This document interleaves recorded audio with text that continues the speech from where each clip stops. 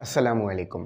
तो आज जो है हमने चैप्टर नंबर 9 इसके तमाम एमसीक्यूज़ करने, question answers, numericals, CRQs, ERQs, derivation and diagrams, ये सब चीज़ें हम करेंगे। और ये आपको कहाँ पे दिया हुआ है? बुक के मतलब जो चैप्टर है उसके एंड में आपको ये चीज़ें गिवन है। तो जिसमें न्यूमेरिकल्स भी हैं, क्वेश्चंस भी हैं। क्वेश्चंस आपको कैसे लिख के दिए हैं? सीआरक्यूज़ यानी शॉर्ट और ईआरक्यूज़ यानी लॉन्ग टाइप हैं। अच्छा, ये इंपॉर्टेंट वीडियो है क्योंकि इधर से शॉर्ट भी आएगा, न्यूमेरिकल भी आएगा और लॉन्ग भी आ सकता है। तो आपने बात पूरी सुननी है और पूरी वीडियो देखनी है। तो चलो सबसे पहले एमसीक्यूज़ करते हैं, उसके बाद जो है आगे दूसरी चीज़ों को करेंगे। ठीक है, सबसे पहले एमसीक्यूज़ गिवन है जो कि 10 हैं।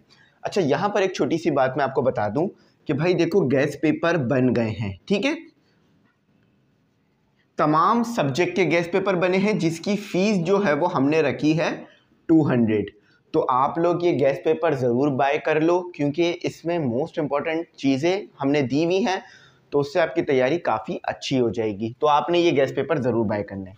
और एक और इम्पॉर्टेंट बात, अच्छा बाय कैसे करना है ये भी बता दूं कि भाई इजी पैसा नंबर आ रहा होगा शुरू में, उसी पे आप फ़ीस पे करो और फ़ीस पे करके बता दो, उसी नंबर पे कांटेक्ट करो, पीडीएफ आपको जो है वो इंशाल्लाह मिल जाएगा। ठीक है। अच्छा, साथ ही साथ ये जो पूरी बुक है ना आपकी फर्स्ट ईयर की, इसके नोट्स भी बन गए हैं जिसमें ऑल चैप्टर के मतलब जो ऑल आपके पास चैप्टर्स हैं इसके तमाम न्यूमेरिकल्स और तमाम question answers, derivation, MCQs, diagram, CRQs, ERQs सब सॉल्व है। इसकी भी फीस सेम है 200। अच्छा, ये याद रखना, गैस पेपर की सेपरेट फीस है और नोट्स की सेपरेट। तो आप लोगों के लिए हमने ये सब काम कर दिया है। यकीन मानो जब आप ये नोट्स बाय करोगे तो आप बोलोगे वाकई सर काफ़ी मेहनत आप लोगों ने इस नोट्स पे की है और काफ़ी आपने बहुत अच्छा इसे सॉल्व किया और अब तक हज़ारों कॉपीज़ इसकी सेल हो चुकी हैं। तो आप बेफिक्र होकर ले सकते हो, कोई टेंशन वाली बात नहीं है। ठीक है, चलो आओ अब एमसीक्यूज़ करते हैं। अच्छा भाई, यहाँ पर एमसीक्यूज़ सबसे पहला आपको क्या दिया हुआ है वो देख लो। The capacitance of a capacitor is not influenced by, यानी ये कह रहे हैं कि कैपेसिटेंस यानी जो कैपेसिटर है उसकी कैपेसिटेंस पे फर्क नहीं पड़ेगा इन चारों में से किस चीज़ की वजह से। मतलब इन चारों में से उस एक चीज़ को अगर आप चेंज करोगे ना तो कैपेसिटेंस पे कोई फर्क नहीं पड़ेगा।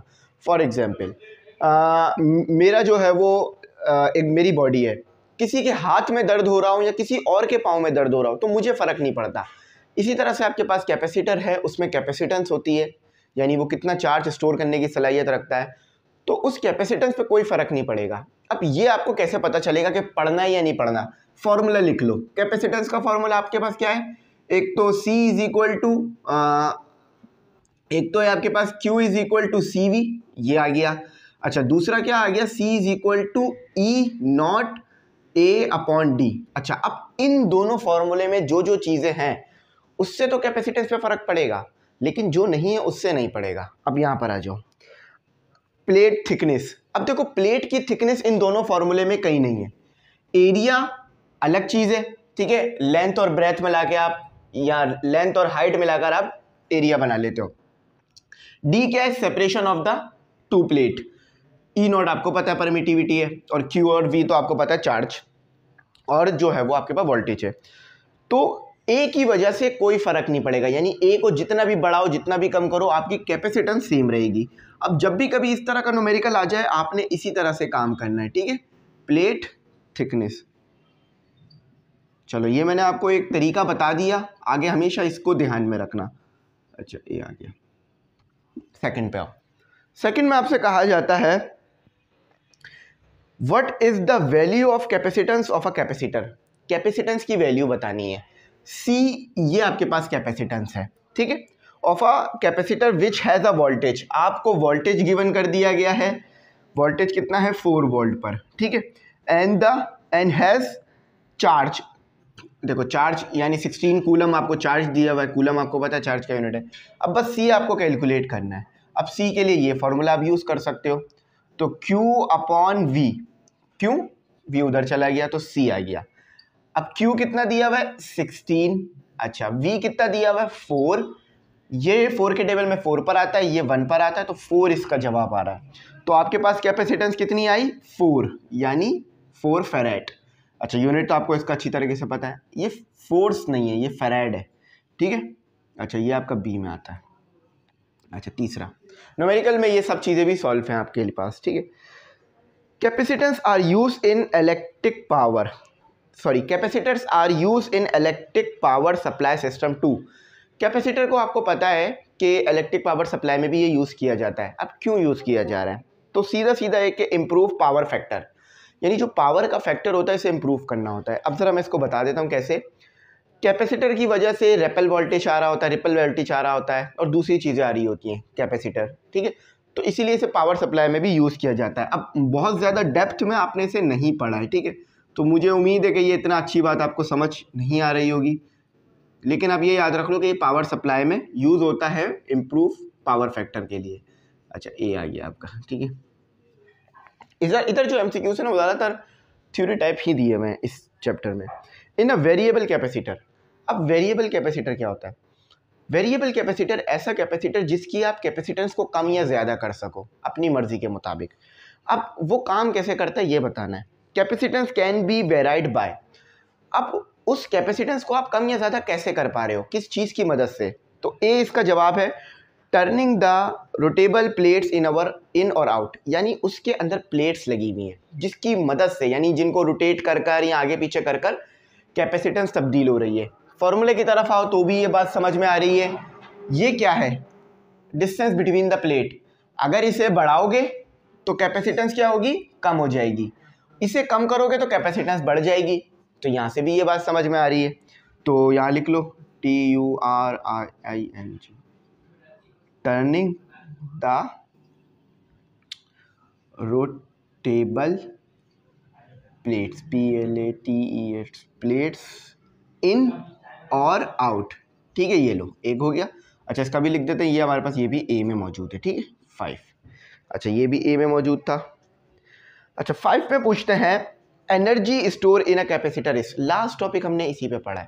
सिंपल, वो आपसे कैपेसिटर में जो एनर्जी स्टोर होती है ना उसका फॉर्मूला पूछ रहे हैं। देखो कैपेसिटर क्या स्टोर कर रहा है? आपके पास चार्ज यानी एक एनर्जी तो होगी ना, जब चार्ज है तो एनर्जी तो होगी। तो ये आपने फॉर्मूला बताना है भाई। देखो हीट है तो इसका मतलब है हीट एनर्जी तो होगी, इसी तरह चार्ज है तो यानी इलेक्ट्रिकल एनर्जी तो होगी। उस इलेक्ट्रिकल एनर्जी का फॉर्मूला क्या पड़ा था?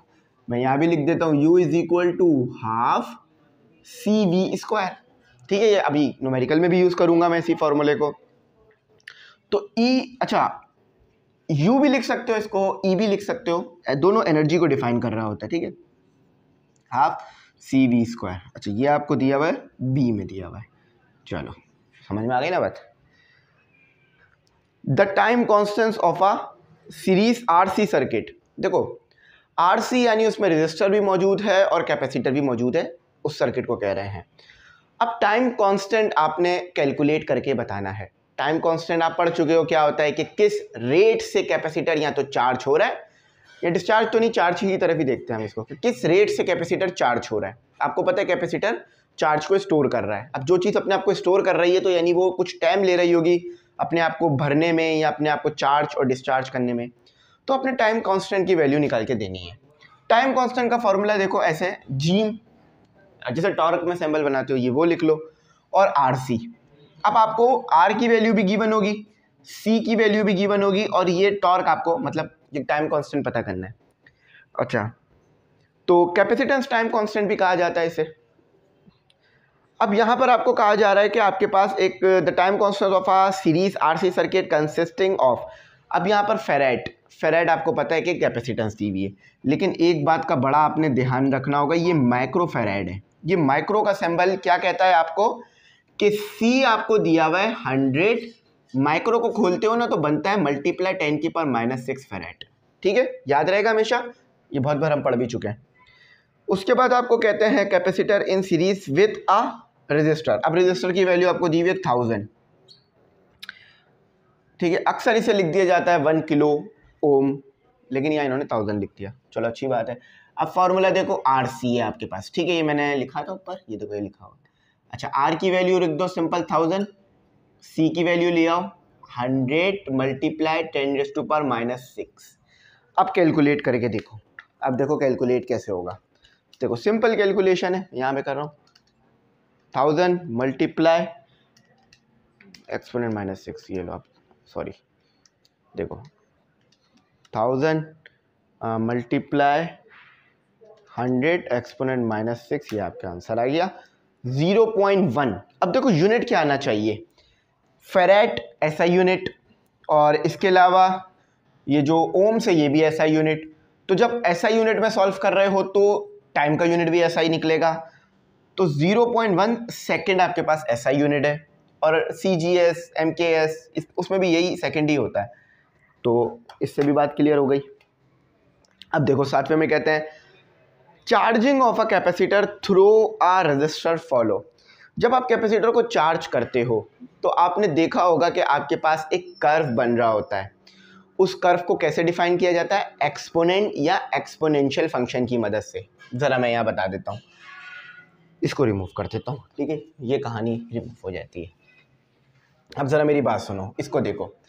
याद है आपने चार्जिंग और डिस्चार्जिंग में ये पढ़ा था, Q is equal to Q0 1 - E और T अपॉन R और माइनस में, याद है ये पढ़ा था।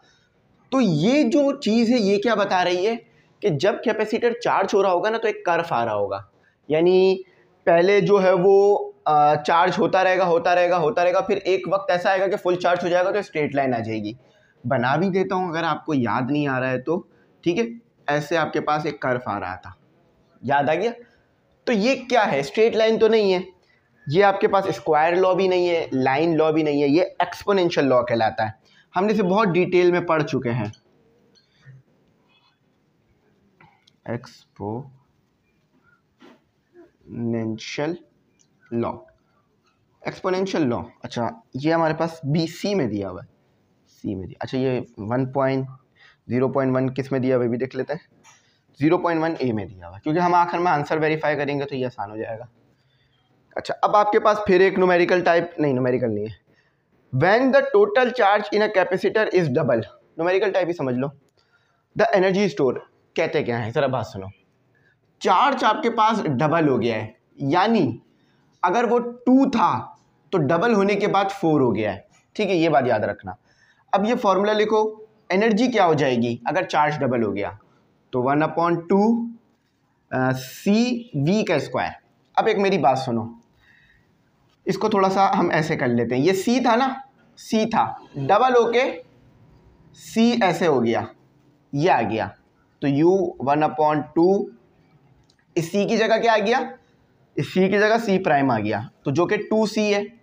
चार्ज आपका डबल हुआ है, चार्ज डबल, तो देखो मैंने C को डबल कर दिया, जो भी वैल्यू होगी वो 2 गुना हो जाएगी। जैसे 2 है तो 4, 4 है तो 8, 8 है तो 16, डबल V स्क्वायर। अब आपको क्या करना है, अब आपको ये जो कांस्टेंट है इसको बाहर निकाल लेना है, तो 1/2 CV स्क्वायर। अब ये चीज़ क्या बन गई, ये चीज़ आपकी U बन गई अगेन। अब अलग अलग करने के लिए इसे प्राइम कर दो, इसे प्राइम कर दो, इसे प्राइम कर दो। तो यहाँ क्या पता चल रहा है कि अगर चार्ज डबल हो रहा है तो इसका मतलब है कि एनर्जी भी डबल हो जाएगी। और सिंपल सी बात है, आपको समझ में आ रहा है। आप अगर 2 रख रहे हो तो फिर जो वैल्यू आ रही होगी, जैसे अगर 2 रखकर आपने सॉल्व किया, एनर्जी की वैल्यू 4 आई, तो जब 4 रख के सॉल्व करोगे तो एनर्जी की वैल्यू 8 जॉल आएगी, ठीक है।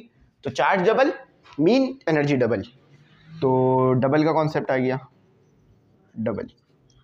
अब डबल इस डबल लिखा हुआ, मैंने सिर्फ डबल लिख दिया, कोई मसला नहीं है, B, ठीक है। अब आखिरी कहने वाले कहते हैं the capacitance C is change through a resistor. The capacitance को चेंज किया जा रहा है रेजिस्टर के जरिए से। The time constant of the charging circuit is given by, देखो सिंपल बोलूँ तो यहाँ पर ये आपसे टाइम कांस्टेंट का फॉर्मूला मांग रहे हैं, जो कि आप पढ़ चुके हो, RC होता है, ठीक है। तो ये RC। चलो आखिरी, कैपेसिटर ब्लॉक। कैपेसिटर क्या ब्लॉक करता है, सबसे पहले याद रखना है AC DC को आपने भी बहुत ज़्यादा डिटेल में नहीं पढ़ा, ठीक है। तो अल्टरनेटिंग करंट, इसको भी ये ब्लॉक नहीं करता। अल्टरनेटिंग करंट क्या होता है ये बता देता हूँ, इसके अंदर आपके पास पॉजिटिव साइकिल होता है और नेगेटिव साइकिल होता है, इसको ये ब्लॉक नहीं करता। डायरेक्ट करंट बता देता हूँ, डायरेक्ट करंट आपके पास वो करंट होता है जिसमें सिर्फ पॉजिटिव साइकिल होता है, इसको भी ब्लॉक नहीं करता ये, ठीक है। बोथ, जब एक को नहीं कर रहा दूसरे को भी नहीं कर रहा, तो जब दोनों साथ आ गए तो भी नहीं करेगा। ये नाइदर अल्टरनेटिंग नोर डायरेक्ट करंट, ये किसी चीज़ को ब्लॉक नहीं कर रहा। तो यहाँ लिख लो NEITHER,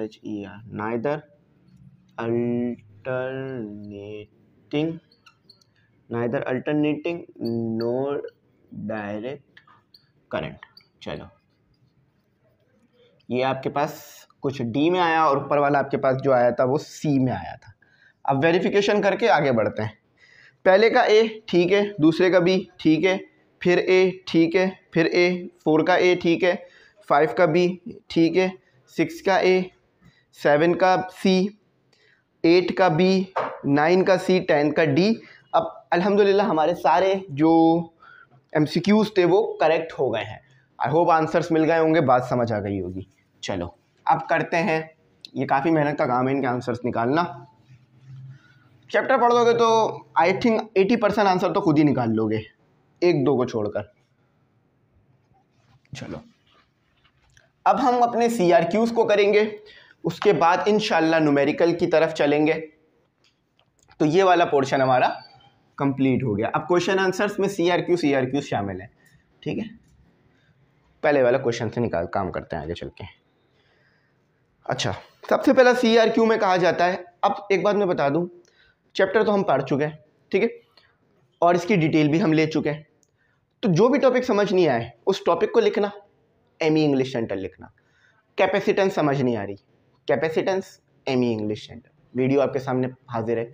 इसी तरह से आपने काम करते रहना है, मैं बताता भी रहूँगा तो आसानी रहेगी इंशाल्लाह। State the factor on which the capacitance of a parallel plate capacitor depend. समझ लो जो पहला MCQs था ना, उसी टाइप से क्वेश्चन पूछा है। तो अगर MCQs पढ़ लिया था तो फिर क्वेश्चन भी समझ में आ जाएगी।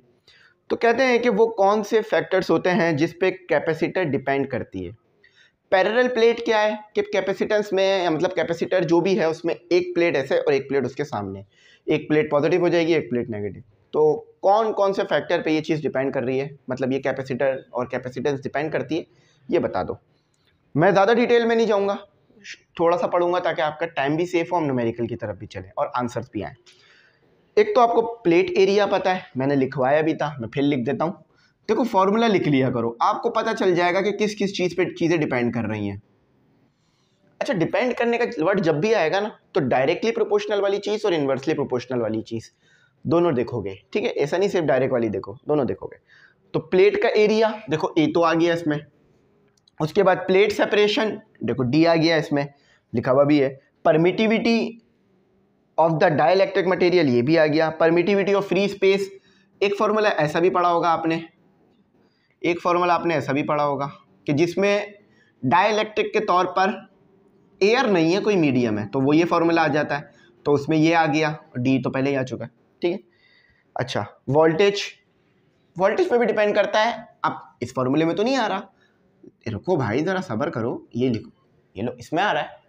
तो एक चीज़ के यहाँ पर 2 फॉर्मूले आ रहे हैं, एक अलग पैरामीटर पे आ रहा है, दूसरा दूसरे पैरामीटर पे, ठीक है। तो ये सारी बातें डिस्कस हो गई। अब वोल्टेज क्या है, ये आपको पता है कि हम कैपेसिटर पे अप्लाई कर रहे हैं ताकि कैपेसिटर चार्ज हो जाए। वोल्टेज होगा जब भी तो चार्ज मूव करेगा ना। और परमिटिविटी आपको पता है क्या है कि कोई भी जो मटेरियल है वो कितनी सलाहियत रखता है इलेक्ट्रिक फील्ड को ऑब्जॉर्व करने की। जैसे कि इलेक्ट्रिक फील्ड ऑब्जॉर्व कर लेते हैं मटेरियल, ये बात शायद आपको मुश्किल लगती हो। आपकी बॉडी भी तो हीट ऑब्जॉर्व करती है, हीट रिलीज भी करती है।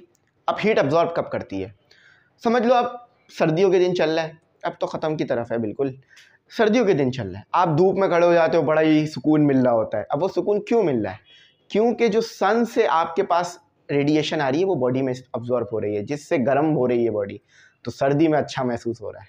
चलो बात समझ आ गई, ठीक है। ये छोटी छोटी चीज़ें हैं, आप खुद भी ऑब्जॉर्व करोगे ना तो आपका इंटरेस्ट बड़ा अच्छा डेवलप हो जाएगा पढ़ाई में। अब ये इंटरेस्ट यही है कि टीचर अगर डेवलप करा दे तो फिर आपके लिए बड़ी आसानी हो जाती है। चलो सेकंड, अच्छा, explain what is mean by dielectric constant. Dielectric constant क्या है ये आपने बताना है। रिलेटिव परमिटिविटी, जिसे रिलेटिव परमिटिविटी भी कह सकते हो। State 2 physical properties describe in a metal to we use as a dielectric in a capacitor. अच्छा, डाइलेक्ट्रिक उसको कहेंगे जो कि इलेक्ट्रिसिटी को कंडक्ट नहीं करता। कैसे, अब ये मार्कर एक डाइलेक्ट्रिक है, इसको मैं कैपेसिटर की 2 प्लेट्स के दरमियान रख दूंगा तो कैपेसिटेंस बढ़ जाएगी। अगेन वही फॉर्मूले वाली बात है, जो फॉर्मूला हमने लिखा था उसी को लिखते हैं दोबारा।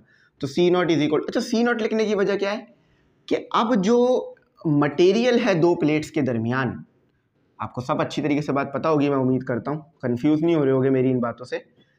देखो ये 2 प्लेट्स होते हैं ना कैपेसिटर के अंदर, तो इन 2 प्लेट्स के दरमियान जो मटेरियल है वो एयर नहीं है। जैसे मैं और कैमरा हूँ, अभी आपके मतलब कैमरे और मेरे दरमियान एयर मौजूद है, कोई इंसान कोई दूसरा मटेरियल नहीं है, लेकिन अब ये पेन आ गया। इसी तरह से कैपेसिटर में भी होता है कि 2 प्लेट्स के दरमियान एयर होती है, लेकिन वो 2 प्लेट्स के दरमियान अगर कोई मटेरियल आ जाए तो कैपेसिटेंस बढ़ जाती है। उसी को आप रिलेटिव परमिटिविटी या परमिटिविटी ऑफ मीडियम, और डाइलेक्ट्रिक भी वही चीज़ होती है, ठीक है। तो यहाँ लिखी हुई बात, डाइलेक्ट्रिक कांस्टेंट क्या होता है? The dielectric constant also known as relative permittivity. Sample देखो ये ऐसे आ गया, ठीक है। Is a property of a metal that measures its ability to store electric energy in an electric field. चलो बात भी एक्सप्लेन हो गई। अब जब कोई चीज़ रखोगे बीच में तो इलेक्ट्रिक फील्ड तो वो अब्जॉर्ब करेगा ही। क्यों? क्योंकि भाई इलेक्ट्रिक फील्ड निकल रही होती है बाहर की तरफ या इनवर्ट की तरफ। अच्छा, 2 फिजिकल प्रॉपर्टीज, तो हाई डाइलेक्ट्रिक कांस्टेंट और लो डाइलेक्ट्रिक लॉस। अच्छा भाई देखो, डाइलेक्ट्रिक को आप क्यों यूज़ कर रहे हो? ताकि आपका जो है वो चार्ज ज़्यादा स्टोर होने लग जाए और आपकी जो है वो कैपेसिटेंस बढ़ जाए, इस पर्पज़ के लिए। और लो डाइलेक्ट्रिक लॉस, अब जब इसको रखोगे तो लॉस भी कम होगा, ठीक है। चलो ये तीसरा हो गया। अब ये बातें लिखी हुई हैं पूरी डिटेल में, आप पढ़ सकते हो, मैं एक्सप्लेन भी बहुत पहले इसे अच्छी तरह चैप्टर में कर चुका हूँ, ठीक है। चलो, drive expression for combined capacitance of capacitor connected in series connection in parallel. अब देखो सवाल मुख्तलिफ तरीके से पूछा जा सकता है। वो कह सकते हैं कि आपको drive the formula of parallel combination, कोई भी सवाल का तरीका हो सकता है। अब मैं आपसे पूछता हूँ, पानी पी लिया? सॉरी चलो इसको थोड़ा आसान करते हैं, खाना खा लिया? क्या आपने खाना खाया? पेट भरा हुआ है? भूख तो नहीं लग रही? 3-4 तरीके से मैंने एक ही सवाल कराया आपसे कि खाना खा लिया। अब आप बोलोगे सर पेपर में तो ये क्वेश्चन आया नहीं जो मैं करके गया था, या जो गेस्ट पेपर में था, या जो बुक में था। तो मैं बोलूँगा बेटा ये वही बात कर रहे हो आप कि खाना खा लिया, क्या भूख लग रही है? खाना नहीं खाओगे? खाना खाओगे? ये सब एक ही बात होती है। तो आपने बस क्वेश्चन को समझना होता है। अब यहाँ पर अलग तरीके से क्वेश्चन पूछा गया है, मुझे याद है जो मैंने गेस्ट पेपर में दिया उसमें थोड़ा अलग तरीके से दिया है। तो आपने कॉन्सेप्ट क्लियर होगा तो आप समझ जाओगे ये क्या बात करना चाह रहे हैं, और कॉन्सेप्ट क्लियर नहीं होगा, रटा हुआ होगा, तो फिर वो आप एज इट इज इस एम आर को ढूंढोगे कि ये इस नहीं मौजूद, इसमें शायद अलग बात ना पूछी जा रही हो, तो ये बात होगी। अब कॉन्सेप्ट कैसे क्लियर होगा? जो लेक्चर्स दिए हैं उससे सुनो, उसको फिर अपनी वर्डिंग में लिखो जाकर। चलो अब ये मैंने एक्सप्लेन कर दिया। अब सब आपसे उन्होंने कॉम्बिनेशन ऑफ कैपेसिटर पूछे हैं, 2 कॉम्बिनेशन पढ़े थे, सीरीज और पैरेलल। पहले सीरीज पे बात करते हैं। Let us suppose capacitors of capacitance C1, C2 and C3 are connected series between 2 points A and B। अब सीरीज कनेक्शन कब होता है?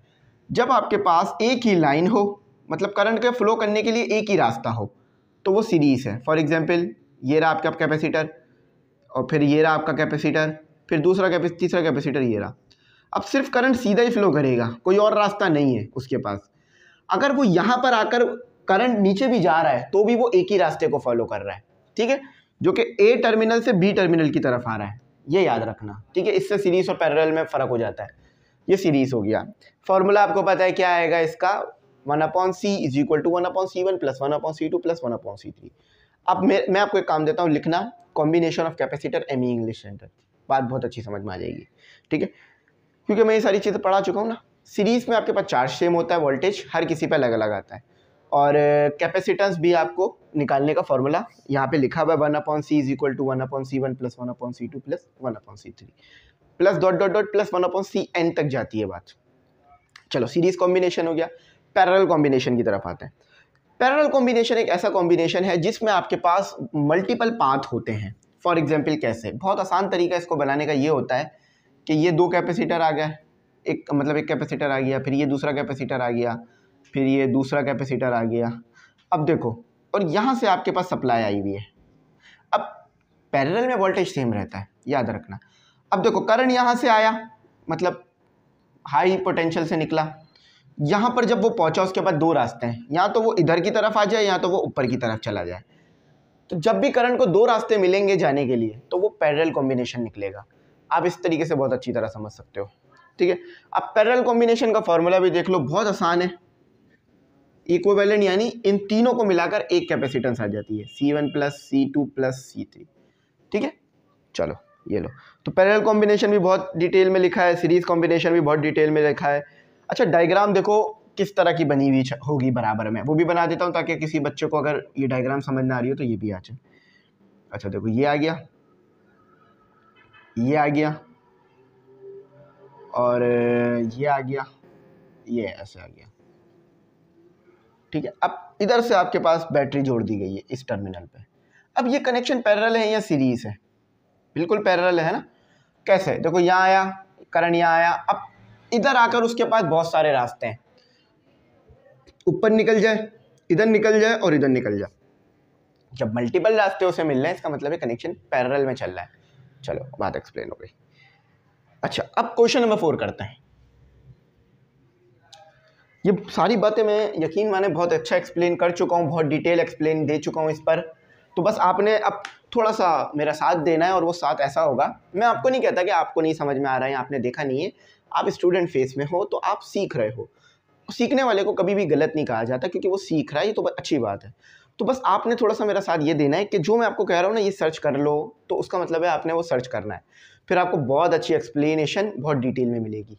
क्योंकि देखो, क्वेश्चन नंबर 1 समझाऊंगा ना, सिर्फ 1 मुझे आधा घंटा चाहिए, 2 के लिए आधा घंटा, 3 के लिए, 4 के लिए, क्योंकि इतनी बड़ी बड़ी वीडियोस बनेंगी इस पर। तो अब आप खुद बताओ, 2 घंटे की वीडियो में मैं इतना डिटेल में नहीं जा सकता ना, इसलिए। चलो, बाकी आप समझदार हो। अच्छा, drive an expression for the energy store in a capacitor when there is a potential difference V between the plates.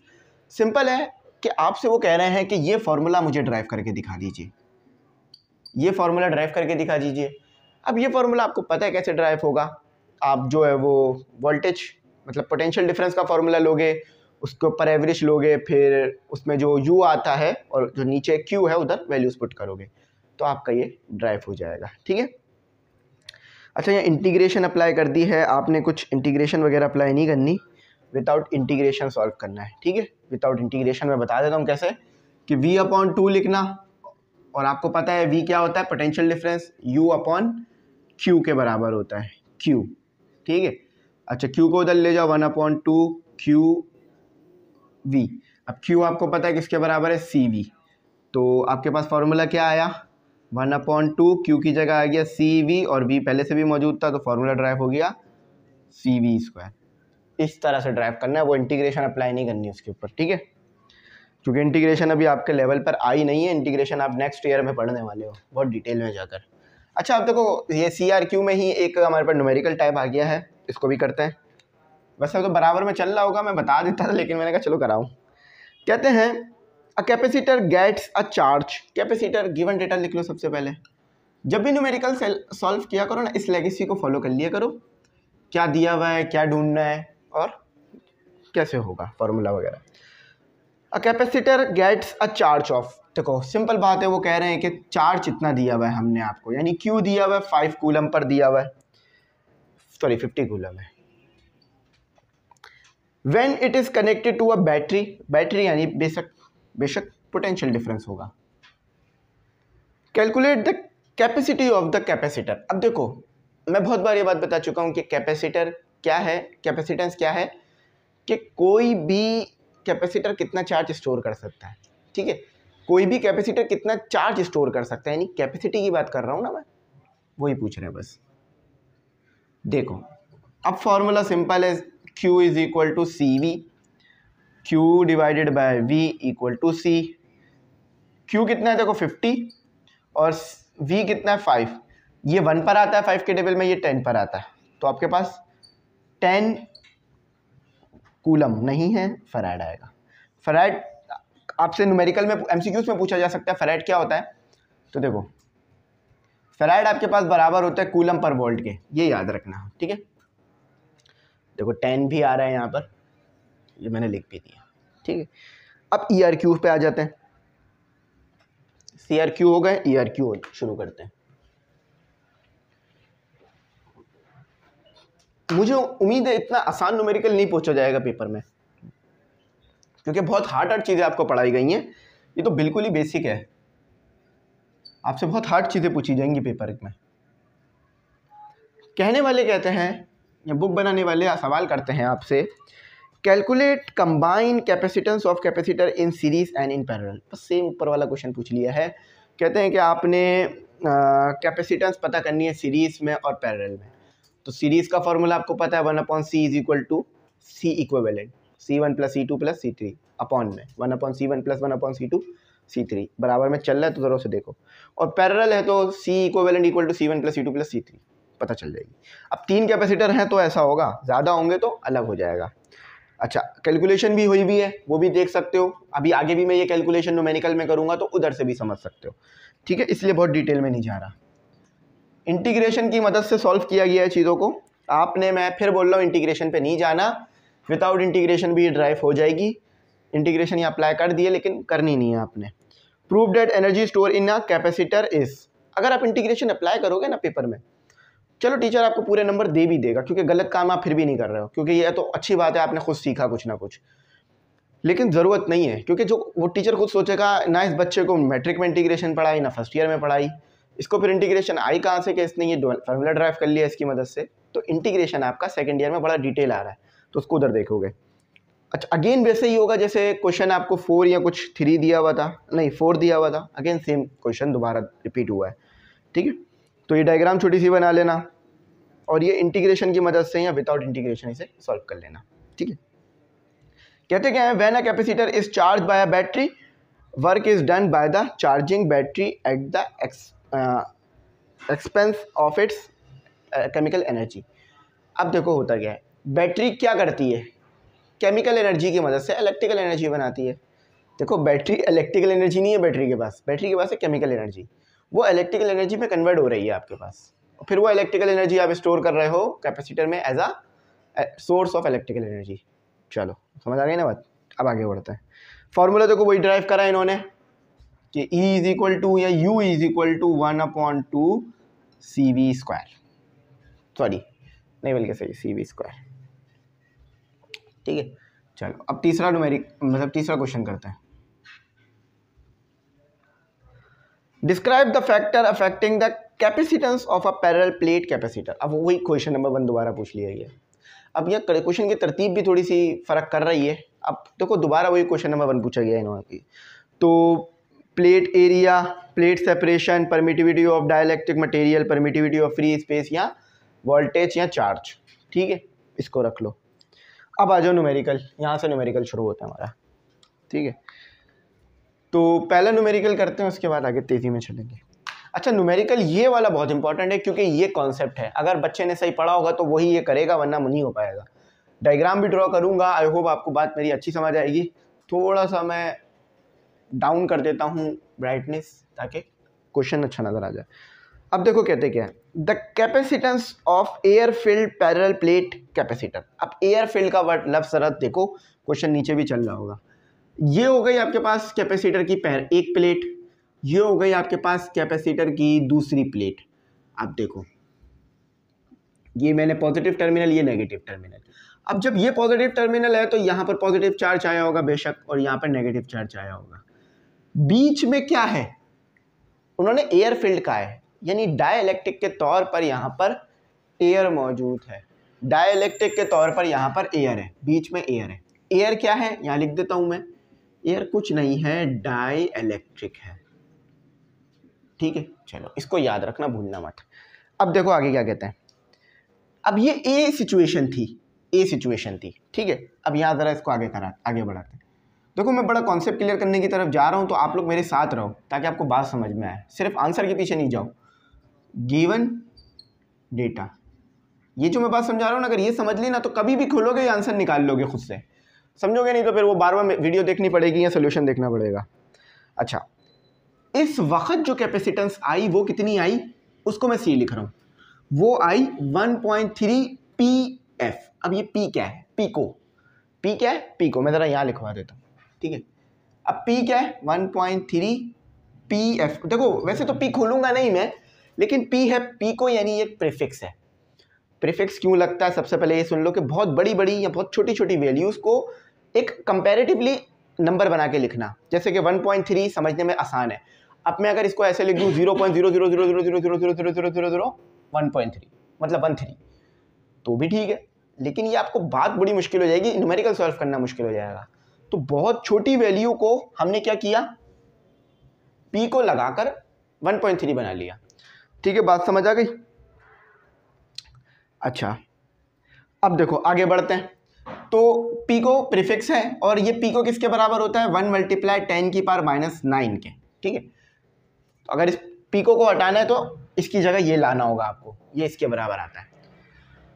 If the separation of the plate it's double, अब separation of the plate double हो गई है, separation of the plate double and wax is insert between them.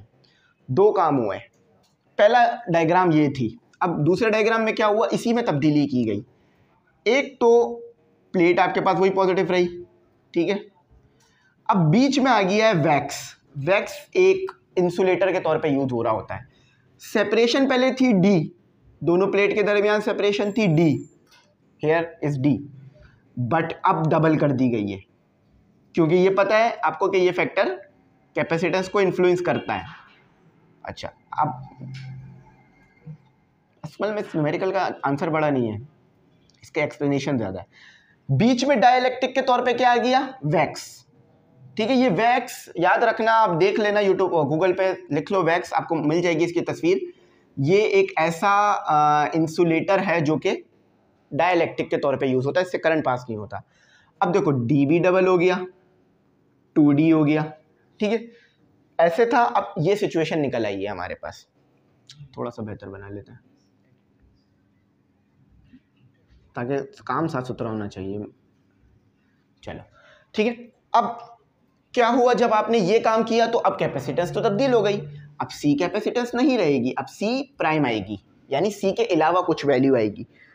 तो the new capacitance, अब आपके पास देखो new capacitance भी आ रही है 2.6 पिको फेरेट। चलो, तो अब देखो आपके पास क्या आ रही है, 2.6 पिको फेरेट। पूछते क्या है, find the dielectric constant of the wax. अब इसको कैसे डिफाइन करोगे, ER। देखो एयर था तो इसके लिए सिंबल था E0, लेकिन ये आ गया तो इसके लिए सिंबल आ गया ER। लेकिन देखो यहां पर वैक्स तो है प्लस एयर भी मौजूद है, जरा देखो समझते हैं। ये समझ लो आप कैपेसिटर की एक प्लेट, मैं दूसरी प्लेट, हमारे दरमियान कुछ नहीं, वो है एयर है, लेकिन मैंने ये पेन ले आया और आपके मेरे दरमियान, तो क्या एयर ख़त्म हो गई, नहीं, एयर भी तो रही ना। तो वैक्स के आ जाने से एयर तो नहीं ख़त्म होगी ना, एयर भी रहेगी, हमने कोई वैक्यूम तो नहीं लगाया कि वो एयर निकल गई। तो ये याद रखना। अब क्योंकि अभी मैं ये अप्लाई करूँगा तो आपको पता चलेगा। चलो, अब आपका काम बड़ा आसान है, बस आप इसकी सॉल्यूशन की तरफ निकलते हैं जल्दी से। दोनों बातें समझ में आ गई माशाल्लाह से, बड़ा प्यारा कॉन्सेप्ट क्लियर हो गया। हाँ, पता क्या करना है, ER पता करना है, मैंने यहाँ बता भी दिया। अच्छा, जब ये वाली कैपेसिटेंस थी तो क्या फॉर्मूला बना, C is equal to E0 A/D, यही बना। देखो एरिया चेंज नहीं हुआ, ये वाली प्लेट का एरिया और ये वाली प्लेट का एरिया सेम है, शायद आपको बड़ी छोटी लग रही हो लेकिन वो चेंज नहीं हुआ है, ठीक है। तो A सेम है, यहाँ लिख देता हूँ A सेम। चलो, अब जरा देखो, C की वैल्यू मैं अभी पुट नहीं कर रहा, आगे पुट करूंगा। A के लिए सेट करा दो CD/E0 और A, ज़्यादा बेहतर ऐसा होगा कि A को पहले लिख लिया जाए, CD/E0। कोई मुश्किल परेशानी टेंशन की बात बिल्कुल नहीं सर, बात अच्छी समझ में आ गई। अच्छा, तो स्टूडेंट आपका इक्वेशन 1 तक तो काम हो गया, अब इक्वेशन 2 की तरफ चलते हैं। फॉर A पार्ट के लिए तो हो गया, अब फॉर B पार्ट के लिए काम करते हैं। अच्छा देखो, अब क्या फॉर्मूला आएगा आपके पास, C0। क्यों, क्योंकि आपके पास ER आ गया ना, तो इसलिए C0 कहेंगे इसे। आप पीछे जाके देख भी सकते हो कि हमने इसे C0 ही कहा था जब हमने ER उसमें ले आए थे। अच्छा, अब A क्या है, A तो A ही है ना, A तब्दील नहीं हुआ, मैंने ऊपर बता दिया था। अब D क्या है, डबल हो गया, 2D हो गया है, ठीक है। अब 2D और C0 को इधर ले आओ, तो इधर करते हैं, इधर जगह है ना। अब देखो C0 2D, ठीक है, E0/ER, E0 ER equal to A, इसे बोल दो इक्वेशन नंबर 2। अब देखो इक्वेशन 1 और इक्वेशन 2, एक काम करते हैं, इसको ना A को पहले लिख देते हैं, C0 को बाद में लिख देते हैं, ताकि आपको थोड़ा सा समझने में आसानी रहे, इसलिए कर रहा हूँ, वरना तो वो भी सही था, वो भी कोई गलत काम नहीं था। अभी से इक्वेशन 2 बोल दो, ऊपर सेम चीज़ है, बस ए को पहले लिख दिया। इक्वेशन 1 में भी ए है, इक्वेशन 2 में भी ए है, दोनों को कंपेयर कर दो ताकि आपके आप ई आर आ जाए। Compare equation 1 and 2। तो देखो इक्वेशन 1 और 2 को आपने कंपेयर कर दिया, जस्ट कंपेयरिंग कर रहा हूं, तो a इक्वल टू ए है ना। देखो ये वाला एरिया भी ए है, वो वाला एरिया भी ए है, प्लेट का एरिया नहीं बदला था। तो ये आ गया आपके पास C D upon E naught, और ये क्या आ गया C naught 2d upon E naught और ई आर। अब ज़रा देखो, d से d कैंसिल, दोनों तरफ है तो ख़त्म। ई नॉट से ई नॉट कैंसिल, दोनों तरफ है तो ख़त्म। पता क्या करना है, ई आर पता करना है, तो ई आर को उधर ले जाओ, सी नॉट 2 और सी, ये आपके पास फॉर्मूला आ गया। आप अच्छी तरीके से जानते हो कि आपको सी नॉट की वैल्यू क्या गिवन है, the value of C naught is 2.6। अब पी को मैं क्यों लिख रहा हूं, क्योंकि प्रीफिक्स है। अच्छा ये 2 आ गया, सॉरी 2 पर ही आएगा, ये 2 आ गया, ठीक है। अब आपके पास सी क्या दिया हुआ है 1.3, और पी को देखो, पी को से पी को कैंसिल हो गया, तो ई आई की वैल्यू कैलकुलेशन हो गई आपकी। अब जरा देखो इधर, 2.6 डिवाइडेड बाय 1.3, ठीक है। तो स्टूडेंट इसको कंटिन्यू करते हैं। तो देखो ये कंटिन्यू कैसे होगा आपके पास, मैं आपको बता देता हूँ, ठीक है। तो ये आपके पास हो गया 2.6, देखो ये फ्रैक्शन दबा दो, 2.6 multiply by 2 divided by 1.3, 4 answer आ रहा है। तो यहाँ पर जो परमिटिविटी ऑफ वैक्स थी वो 4 थी। अब इसका ये सिंपल 4 लिख देते हैं, इसका यूनिट अगर आप लिखना चाहो तो लिख लेना, ठीक है। यूनिट इसका आपका बनेगा न्यूटन मीटर स्क्वायर पर कूलम स्क्वायर, ठीक है। चलो ये हो गया आपका, समझ में आ गई बात, मुश्किल परेशानी टेंशन वाली कोई बात थी नहीं, आप ऐसी टेंशन ले रहे थे। और बल्कि ये रिलेटिव परमिटिविटी है, इसका तो कोई यूनिट भी नहीं होता, रिलेटिव परमिटिविटी है ना ये। तो चलो इसको लिखते हैं। तो स्टूडेंट अब जो है हमने करना है अपना न्यूमेरिकल नंबर 2, जो कि पेपर के लिए मोस्ट इम्पॉर्टेंट है। तो किसी भी स्टूडेंट ने इस न्यूमेरिकल को छोड़ना नहीं है, वरना पेपरों में ये ज़रूर आएगा और फिर आपके लिए बड़ा मुश्किल हो जाएगा कि इसे करना क्या है। तो चलो इसे करते हैं। देखो सबसे पहले तो इन्होंने आपको यहाँ पर एक कैपेसिटर दे दिया, डायग्राम को समझ लो क्योंकि इसकी डायग्राम मोस्ट इम्पॉर्टेंट है, ठीक है। ये एक कैपेसिटर दे दिया, ये दूसरा कैपेसिटर। अब कनेक्शन भी देखना है कि सीरीज़ है या पैरेलल है, और ये तीसरा कैपेसिटर, ठीक है। 3 कैपेसिटर आपके पास इस तरह आ गए। अब एक सप्लाई हुई हुई है यहाँ पर 250 वोल्ट की, और उसके बाद ये कनेक्शन आपका पहला हो गया। ये पहली डायग्राम मैंने बना दी। अब देखो यहाँ पर 10 क्या दिया हुआ है, ये 10 जो है वो कैपेसिटेंस है। किसके लिए कैपेसिटेंस दी हुई है, C1 के लिए दी हुई है। अभी ये बात क्वेश्चन में भी लिखी हुई है। इसमें चार्ज क्या होगा, Q1 होगा, ठीक है। अच्छा अब इधर कैपेसिटेंस क्या होगी, C2, जो कि आपको दी हुई है 50, और चार्ज क्या होगा Q2। इधर कैपेसिटेंस क्या होगी C3, और वो कितनी दी हुई है 25, और चार्ज क्या होगा इसके ऊपर Q3। अब देखो इधर वोल्टेज भी होगा, वो होगा V1, इधर भी वोल्टेज होगा बेशक, वो होगा V2, इधर इसका वोल्टेज है, ठीक है। इधर भी वोल्टेज होगा जो होगा V3। अब सबसे इम्पॉर्टेंट बात, ये कनेक्शन पैरेलल है। कैसे पता चल रहा है कि जब यहाँ पर आपके पास करंट आया तो यह चार्ज आया, उसके बाद 2 जगहें, ऊपर चला जाए, नीचे सीधा चला जाए, और तीसरी जगह कौन सी है कि इस तरफ चला जाए। 3 रास्ते हैं उसके पास, यानी कनेक्शन तो पैरेलल है। बात समझ आ गई।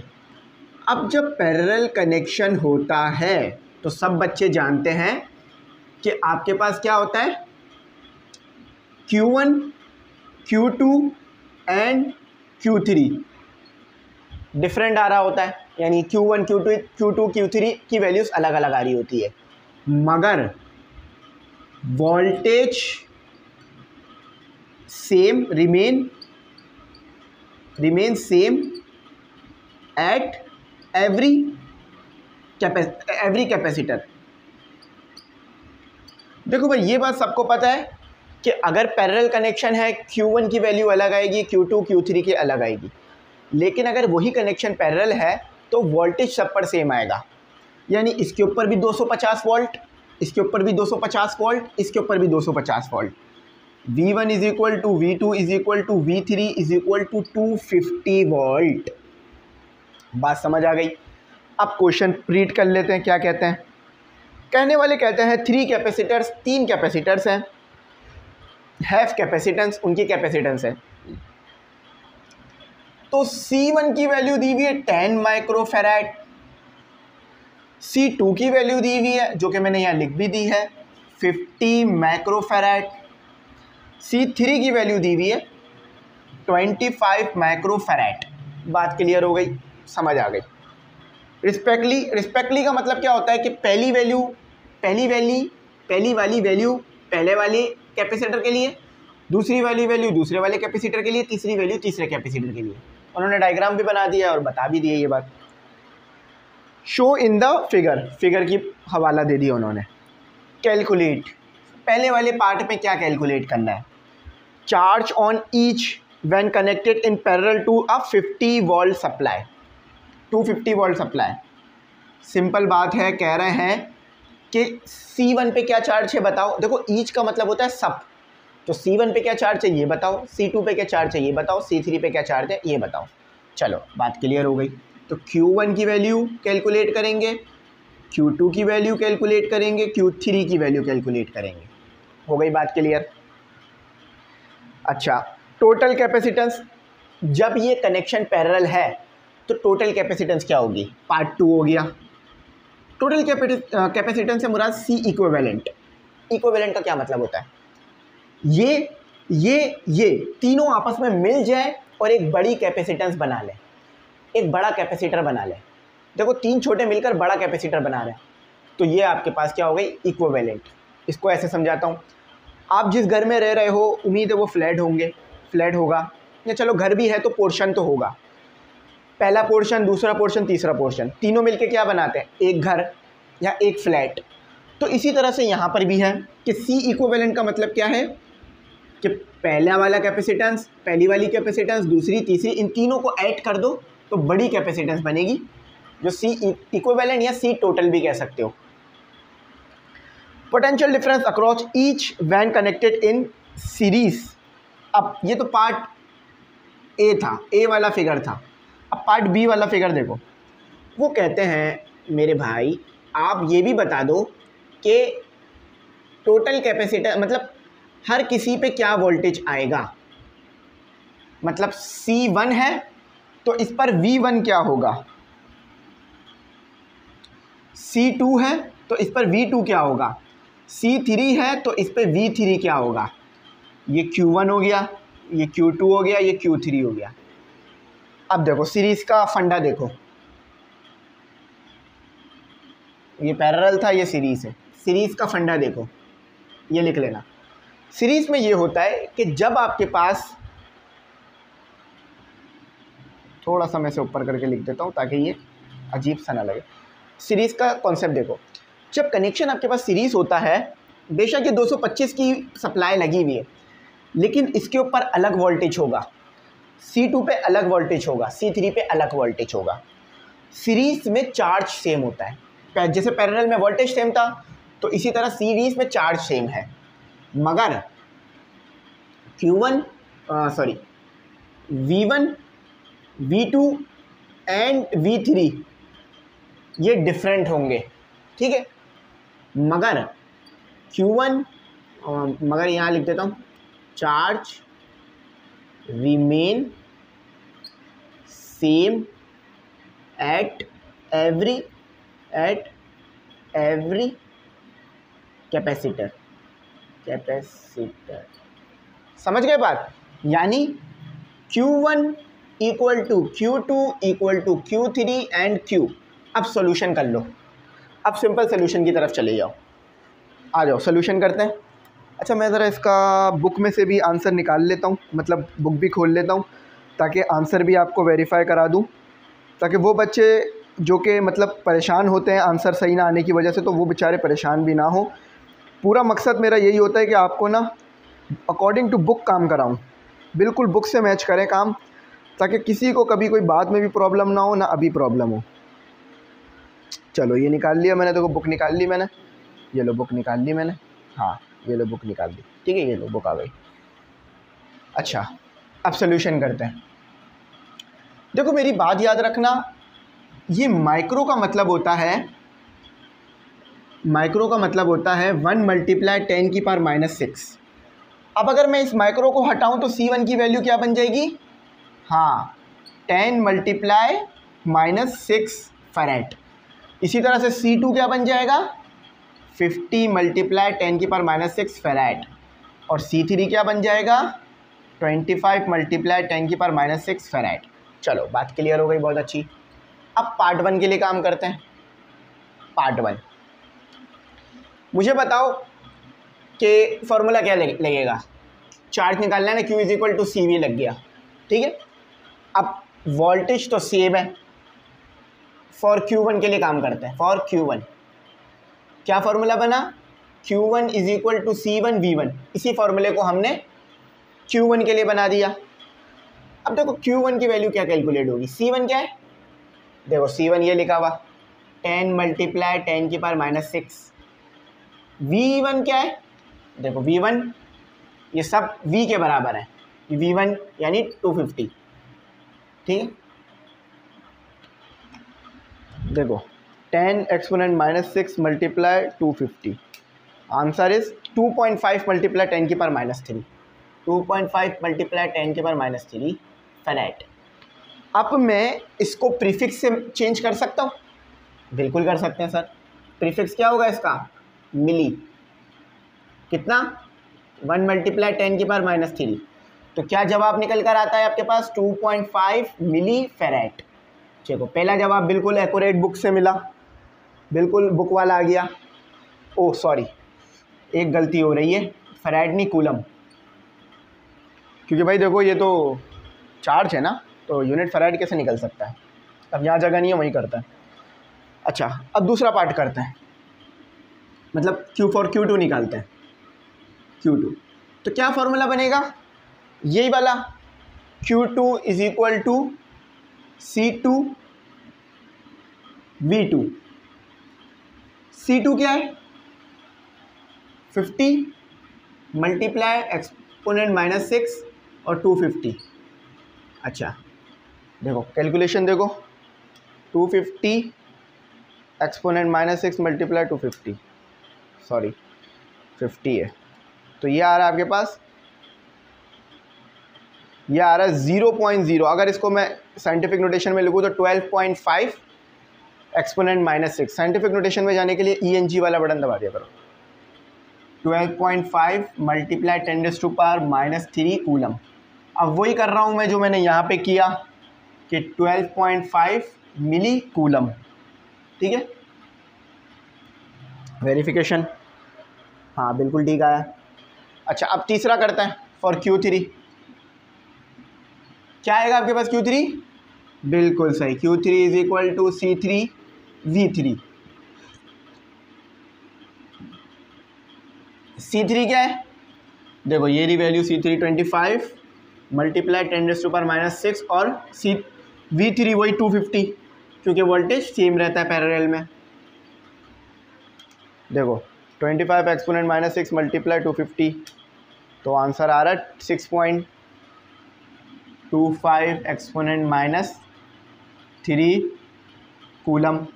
अब मैं इसको चाहता हूँ कि ये आपके पास मिली बन जाए, तो क्या आ गया 6.25 मिली कूलम, ठीक है, क्योंकि 10⁻³ आ रहा था। दूसरा, अब पहला पार्ट तो सक्सेसफुली डन हुआ। अब दूसरा पार्ट करते हैं। तीनों आपस में क्या कनेक्शन है, पैरेलल में कनेक्ट है, और हमें क्या कहा था, C इक्विवेलेंट बताओ।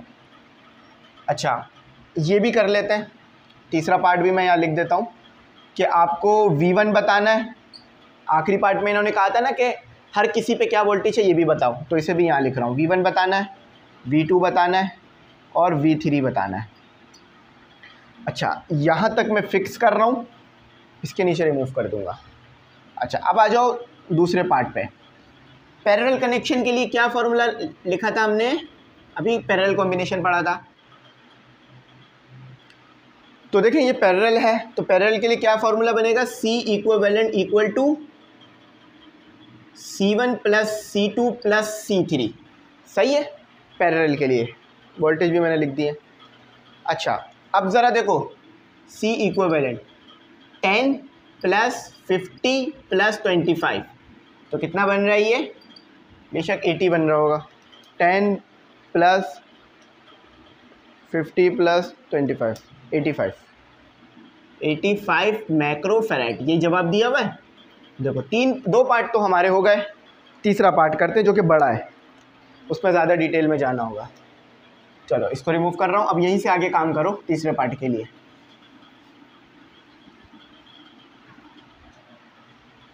ये नहीं रिमूव कर रहा क्योंकि ये हमारे, आपने बस नीचे से जो काम है ना वो यहाँ से शुरू कर देना है, ठीक है। अब ज़रा समझो, उन्होंने कहा है कि आप V1, V2, V3 की वैल्यू बताओ, लेकिन हमें यहाँ पे Q1, Q2, Q3 नहीं पता। देखो यहाँ पर जो Q1 था ना, यहाँ पर जो Q1 था वो सब में अलग अलग आया है। क्यों? क्योंकि कनेक्शन पैरेलल था। यहाँ पर सीरीज़ में है तो यहाँ पर Q1, Q2, Q3 सबका सेम आएगा। तो आपको Q1, Q2, Q3 यानी Q निकालना होगा। मैंने यहाँ लिखा भी है इस चीज़ को, तो आपको पहले Q निकालना होगा। Q कैसे निकालोगे आप? Q निकालने का तरीका ये है कि आप पहले इक्विवेलेंट कैपेसिटेंस निकाल लोगे। जब इक्विवेलेंट कैपेसिटेंस आपके पास आ जाएगी उससे आप Q निकाल लोगे, फिर आपका V1, V2, V3 आ जाएगा। आओ ज़रा करा के दिखाता हूँ। देखो, फॉर पार्ट 3 कर रहे हैं हम यहाँ पे। अच्छा, फॉर C इक्विवेलेंट निकालनी है, मगर सीरीज़ के लिए निकालनी है। तो फॉर्मूला क्या होगा सीरीज़ के लिए? 1/C equivalent divided by 1/C1 1/C2 plus 1/C3। बात समझ गए? अब ज़रा देखो C इक्विवेलेंट क्या निकल कर आता है? 1/10, C1 10 है, C2 50 है और C3 25 है। तो देखो C इक्विवेलेंट क्या आ रहा है? 1/10 प्लस 1/50 प्लस 1/25, 4/25, 4/25। रेसिप्रोकल कर लो, यहाँ पे करते हैं बखिया। तो रेसिप्रोकल करोगे तो क्या होगा? 25 1 से मल्टीप्लाई हो जाएगा और 4 डिवाइड हो जाएगा और C इक्विवेलेंट हो जाएगा। C इक्विवेलेंट 4 के साथ तरफ आ जाएगा। अब 25 डिवाइडेड बाय 4 करो। 24 है या 25 है? 25 है, ठीक है। 25 डिवाइडेड बाय 4 करो, 6 पॉइंट और कमी आनी चाहिए थी, 6.25 फैराड, लेकिन माइक्रो में। क्यों? क्योंकि आपने सारी चीज़ें माइक्रो में रख के सॉल्व करी हैं, तो आंसर भी माइक्रो में निकलेगा। अब Q is equal to CV लगाओ, Q is equal to CV। अब ये C कौन सा वाला है? इक्विवेलेंट वाला है, ठीक है। तो 6.25 मल्टीप्लाई 10⁻⁻6। ऐसा क्यों किया मैंने? क्यों? क्योंकि मैंने यहाँ पर माइक्रो को हटाना है चार्ज निकालने के लिए, क्योंकि चार्ज कूलम में निकाला जाएगा। और V क्या है? 250, ठीक है। तो आपका जवाब कितना आ रहा है? 6.25 एक्सपोनेंट -6, ये लो देख लो, 6.25 exponent -6 multiply 250, answer is 1.56 exponent -3 coulomb. अब देखो, आप अच्छी तरीके से जानते हो सीरीज़ में चार्ज सेम होता है। जो चार्ज इस पर आ रहा है वही चार्ज इस पर आएगा, वही चार्ज इस पर आएगा, और वो Q है, उसकी वैल्यू आपके पास आ चुकी है। अब वोल्टेज की तरफ चलते हैं। फॉर वोल्टेज अब निकल जाएगा वोल्टेज V1। देखो वोल्टेज के लिए फॉर्मूला वही इस्तेमाल होगा, Q is equal to CV। बस आपने सेट कराना है फॉर्मूले को, जो कि ऐसे हो जाएगा, C उधर चला जाएगा तो Q/C। अब V1 के लिए काम करो, तो V1 के लिए क्या बनेगा? V1 Q1 और C1 अब आप अच्छी तरीके से जानते हो, यहाँ मैंने बात लिख दी है कि जो वैल्यू Q1 की है वही वैल्यू Q की है। तो Q1 की वैल्यू क्या निकलेगी, 1.56 एक्सपोनेंट माइनस 3 और 10 मल्टीप्लाई, देखो माइक्रो हटा के लिखना है, -6, तो V1 आ जाएगा आपका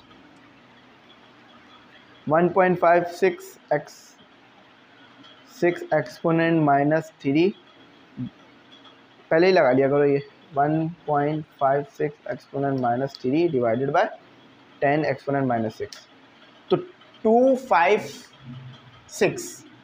126 वोल्ट। ज़्यादा कैसे आ सकता है, कम ही आएगा भाई, टोटल से कम ही आता है। ठीक है, बिल्कुल सही आ रहा है। हमारा 126 आ रहा है, उनका पॉइंट में भी आ रहा है थोड़ा सा, लेकिन अपना ठीक है, अपना कोई गलत नहीं है। ठीक है, आगे चलते हैं। ठीक है, तो चलो अब आगे चलो, आगे करते हैं काम। पंखा मैंने बंद कर दिया क्योंकि बहुत शोर हो रहा था। फॉर V2 सेम फॉर्मूला रहेगा, V2 Q2 अपॉन C2। तो V2 देख लो क्या आ रहा है, Q2 क्या है, जो Q है वही Q2 होगा, तो 1.56 एक्सपोनेंट माइनस 3, अच्छा डिवाइड में क्या आएगा C2, जो कि आपको यहाँ लिख के दिया हुआ है 50 मल्टीप्लाई 10⁻⁻6, यही है ना, हाँ यही है। तो V2 की वैल्यू देख लो क्या आ रही है, 1.56 एक्सपोनेंट माइनस 3, ये लो आपको कराता हूँ, 1.56 exponent minus 3, 1.56 exponent minus 3 divided by 50 exponent minus 6, exponent ज़रूर लगाना वरना आंसर कर आ पाएगा। 31.2 वोल्ट। ठीक है, अब आखिरी रह गया V3, यहाँ कर लेते हैं V3। ठीक है, V3 इधर छोटा सा कर देता हूँ, फॉर्मूला सेम रहेगा फॉर V3। पहले चेक कर लेते हैं V2 ठीक आया या गलत है, ताकि वेरिफिकेशन हो जाए ना। हाँ हाँ बिल्कुल ठीक है, ठीक है बिल्कुल ठीक है, मसला नहीं, गलत नहीं है, 50 रखा है ना हमने, सही है, ठीक है, मसला नहीं है, सही है। अच्छा V3 कैलकुलेट करते हैं, V2 और V3 आगे पीछे लिखा हुआ कोई मसला नहीं, हमारा ठीक आ रहा है। अच्छा V3 देखो क्या आ रहा है, Q3 अपॉन C3। अब Q3 क्या दिया हुआ, वही सेम वैल्यू 1.56 एक्सपोनेंट 10⁻⁻3। अच्छा देखो लिख दिया मैंने, नज़र आ रहा है, आई होप अच्छा नज़र आ रहा हो। अच्छा अब वैल्यू क्या है V3 की, 25 मल्टीप्लाई 10⁻⁻6, तो ये V3 आ गया आपका। देखो 1.56 exponent minus 3, 1.56 exponent minus 3 divide by 25 exponent minus 6, 62.4 volt. ठीक है, ये लो, आज तक कभी उस हिस्से में बोर्ड के लिखने का तो वो हुआ ही नहीं, इत्तेफाक पहली बार हो रहा है। ठीक है, तो ये वैल्यूज़ आ गई हैं आपकी। एक बार वेरिफिकेशन ले लेता हूँ, क्योंकि हमारा आया तो ठीक है, लेकिन वो थोड़ा सा ना ये आ रहा है फ़र्क कि उन्होंने आंसर आगे पीछे लिखा हुआ है, तो अच्छा वेरिफिकेशन ले लेते हैं। हाँ ठीक है, हमारा ठीक आया है, बिल्कुल ठीक आया है सारी वैल्यूज़, अल्हम्दुलिल्लाह काम पूरा हुआ। ये न्यूमेरिकल काफ़ी बड़ा था, लेकिन इसके बाद वाले न्यूमेरिकल बहुत आसान भी है। चलो अगला न्यूमेरिकल करते हैं। इस न्यूमेरिकल को कुछ आधा घंटा 15-20 मिनट लगा होगा, या ज़्यादा ही लगा होगा बल्कि। चलो ये हो गया। देखो आप इसमें कितनी सारी चीज़ें एक साथ निकालने के लिए दे दी थी ना, इसलिए थोड़ा टाइम ज़्यादा लग गया ना। कोशिश तो यही होती है भाई जल्दी हो जाए, लेकिन ज़बरदस्ती तो जल्दी नहीं कर सकते ना चीज़ों को। चलो आगे करते हैं। चलो गिवन डेटा तक लिखे रहने देता हूँ, बल्कि गिवन डेटा है ही नहीं इसमें, हमने लिखा ही नहीं है। चलो ब्लैक से करते हैं, क्योंकि ब्लू अब बिल्कुल ही ख़त्म पर है। चलो जितना है उतने में तो लिखें। तीसरा न्यूमेरिकल है, उसके बाद छोटे न्यूमेरिकल भी हैं इसमें, ऐसा नहीं है सारे बड़े बड़े न्यूमेरिकल ही हैं, कुछ बहुत तेज़ होने वाले न्यूमेरिकल भी आपको मिलेंगे आगे। अच्छा अब आपके पास जो है अगला न्यूमेरिकल जो है वो देखते हैं। अगला न्यूमेरिकल थोड़ा सा डायग्राम वाइज है, लेकिन आसान ही है, कोई ज़्यादा मुश्किल नहीं है। अच्छा देखो पहले उन्होंने क्या दिया हुआ है, ये दिया हुआ है आपको, ये एक आपको इन्होंने कैपेसिटर दे दिया, और उसके बाद फिर यहाँ पर आके और एक और कनेक्शन निकल गया, यहाँ पर एक कैपेसिटर आ गया, यहाँ पर एक कैपेसिटर आ गया, ये आ गया। इस तरह की डायग्राम है, ठीक है। बोर्ड के पेपर में ज़रूरी नहीं है डायग्राम बनाओ, अगर ऐसा आ जाए तो बस सॉल्व कर देना। ये सप्लाई आ गई, ये एक सप्लाई आ गई, ये आपका सिस्टम आ गया। अच्छा, ये पूरी सप्लाई कितने की आ रही है? 100 वोल्ट की आ रही है, 100 वोल्ट पर आ रही है। अच्छा, अब V1 यहाँ से लेकर यहाँ तक जो आपको वोल्टेज आ रहा होगा वो देखो, मैं भी थोड़ा समझाता हूँ, पहले मैं थोड़ी सी डायग्राम ड्रॉ कर दूँ ताकि बात क्लियर हो जाए। यहाँ पर तो चार्ज Q1 होगा और वोल्टेज V1 होगा, और सॉरी कैपेसिटेंस V1 होगी। अब इसकी वैल्यू दे दी 10 माइक्रोफैराड, ठीक है। अब यहाँ से लेकर यहाँ तक जो चार्ज है वो V2 होगा और कैपेसिटेंस होगी इन दोनों पे अलग अलग। देख लेना क्या वैल्यू दी हुई है। ये Q2 हो गया आपका और ये C2 हो गया, ये Q3 हो गया और ये C3 हो गया, ठीक है। अच्छा, इसकी कैपेसिटेंस है 3 माइक्रोफैराड, ठीक है, और इसकी है 5 माइक्रोफैराड। अब देखते हैं पता करने के लिए क्या कहा है, समझ में आ गया ना। देखो, ये वाला जो पूरा सिस्टम है ना, C2 और C3 मिलकर एक कैपेसिटेंस अगर बन जाती है तो आपके पास जो कनेक्शन है वो पूरा सीरीज का हो जाएगा। अभी क्या है, सीरीज पैरेलल है ये, लेकिन अगर इसको एक बना लोगे तो कनेक्शन पूरा सीरीज का हो जाएगा। अभी मैं करके दिखाता हूँ आपको कैसे होगा। अच्छा, कहते क्या है, कहने वाले 3 capacitors are connected through a potential difference of 100 volt. 3 capacitor हैं जिन्हें आपने 100 वोल्ट से कनेक्ट कर रखा है। As show in figure, figure आपके सामने मौजूद है। Find the charges and potential difference across each capacitor. इस कैपेसिटर का क्या चार्ज है ये बताना है, इस कैपेसिटर का उस पर वाले का क्या चार्ज है ये, और तीनों पे वोल्टेजेस क्या है ये बताना है। सही है, चलो आओ कैलकुलेशन डालते हैं, ठीक है, कैलकुलेशन करते हैं। गिवन डेटा देखो क्या दिया हुआ है और टू फाइंड देखो क्या करना है। सबसे पहले मैं पता है क्या करूंगा, इस वाले कैपेसिटर को अपना जो है वो दोनों को सॉल्व कर दूंगा पैरेलल से, सीरीज बना लूंगा। उसकी वजह क्या है कि जब अगर ये सीरीज बन गया तो इसके ऊपर जो चार्ज की वैल्यू है वो आ जाएगी, और अगर चार्ज की वैल्यू आ गई तो जो Q1 होगा वही जो है वो Q2, C2 और C3 को पैरेलल रख के सॉल्व करने में आएगा। थोड़ा मुश्किल लग रहा होगा, आसान करता हूँ, रुको 1 मिनट। सही है, सबसे पहले दिया हुआ क्या क्या ये लिख लो। C1 दिया हुआ है 2 माइक्रोफैराड, ठीक है। C2 दिया हुआ है, वैल्यू गलत नहीं होनी चाहिए, 3 माइक्रोफैराड, और C3 दिया हुआ है 5 माइक्रोफैराड। पता क्या करना है आपको, Q1 पता करना है, आपको Q2 पता करना है, आपको Q3 पता करना है, उसके बाद आपको V1 पता करना है, आपको V2 पता करना है, आपको V3 पता करना है, ठीक है। ये तीनों 6 चीज़ें पता करनी है। अच्छा, आप अच्छी तरीके से जानते हो माइक्रो किसके बराबर होता है, 1 मल्टीप्लाई 10 की पावर -6 के। तो C1 क्या निकल कर आया, 2 मल्टीप्लाई 10 की पावर -6 फैराड। C2 क्या निकल कर आया, 3 मल्टीप्लाई 10 की पावर -6 फैराड। C3 क्या निकल कर आया, 5 मल्टीप्लाई 10 की पावर -6 फैराड। बात क्लियर हो गई, बहुत अच्छी बात समझ में आई माशाल्लाह से। चलो सॉल्यूशन करते हैं। अगर मैं इसको सीरीज बना लूं तो मेरा क्या काम हो जाएगा, Q1 आ जाएगा और साथ ही साथ ये सॉल्व हो जाएगा।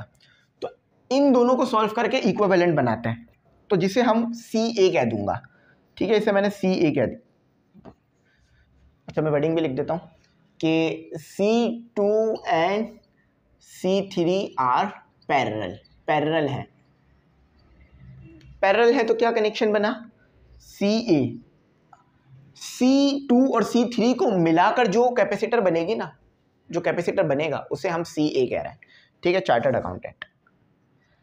अच्छा, तो C2 प्लस C3 हो जाएगा। अच्छा, CA, C2 क्या है 3 और C3 क्या है 5। अच्छा, तो CA। अब देखो मैंने प्रीफिक्स क्यों नहीं खोला, क्योंकि मुझे जो चाहिए आंसर वो भी उसमें आएगा मेरे पास, क्या कहते हैं माइक्रो में, तो मुझे नहीं था ज़रूरत खोलने की।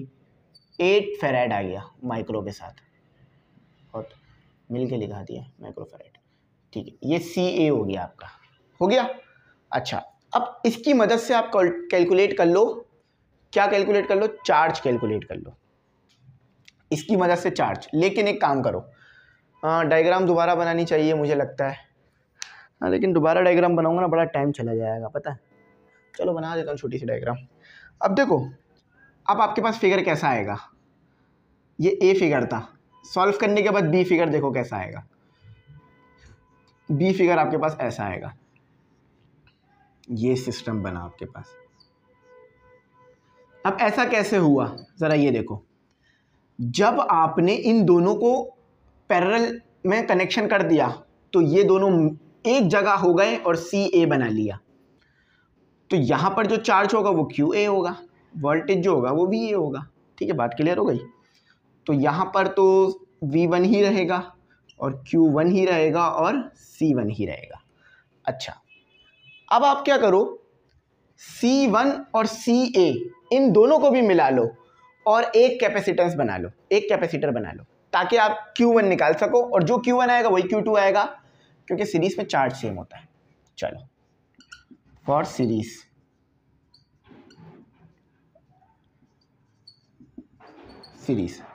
तो सीरीज के लिए क्या फॉर्मूला होता है, C इक्विवेलेंट।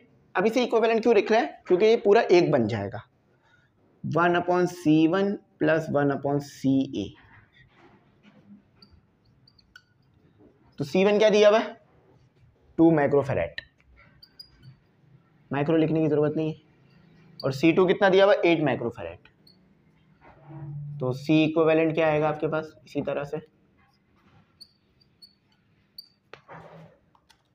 कर लो, इन्हें ज़रा एलसीएम ले लो, 1/2 देख लो, ये लो 1/8, गलत हो रहा है, 1/2 + 1/8, 5/8।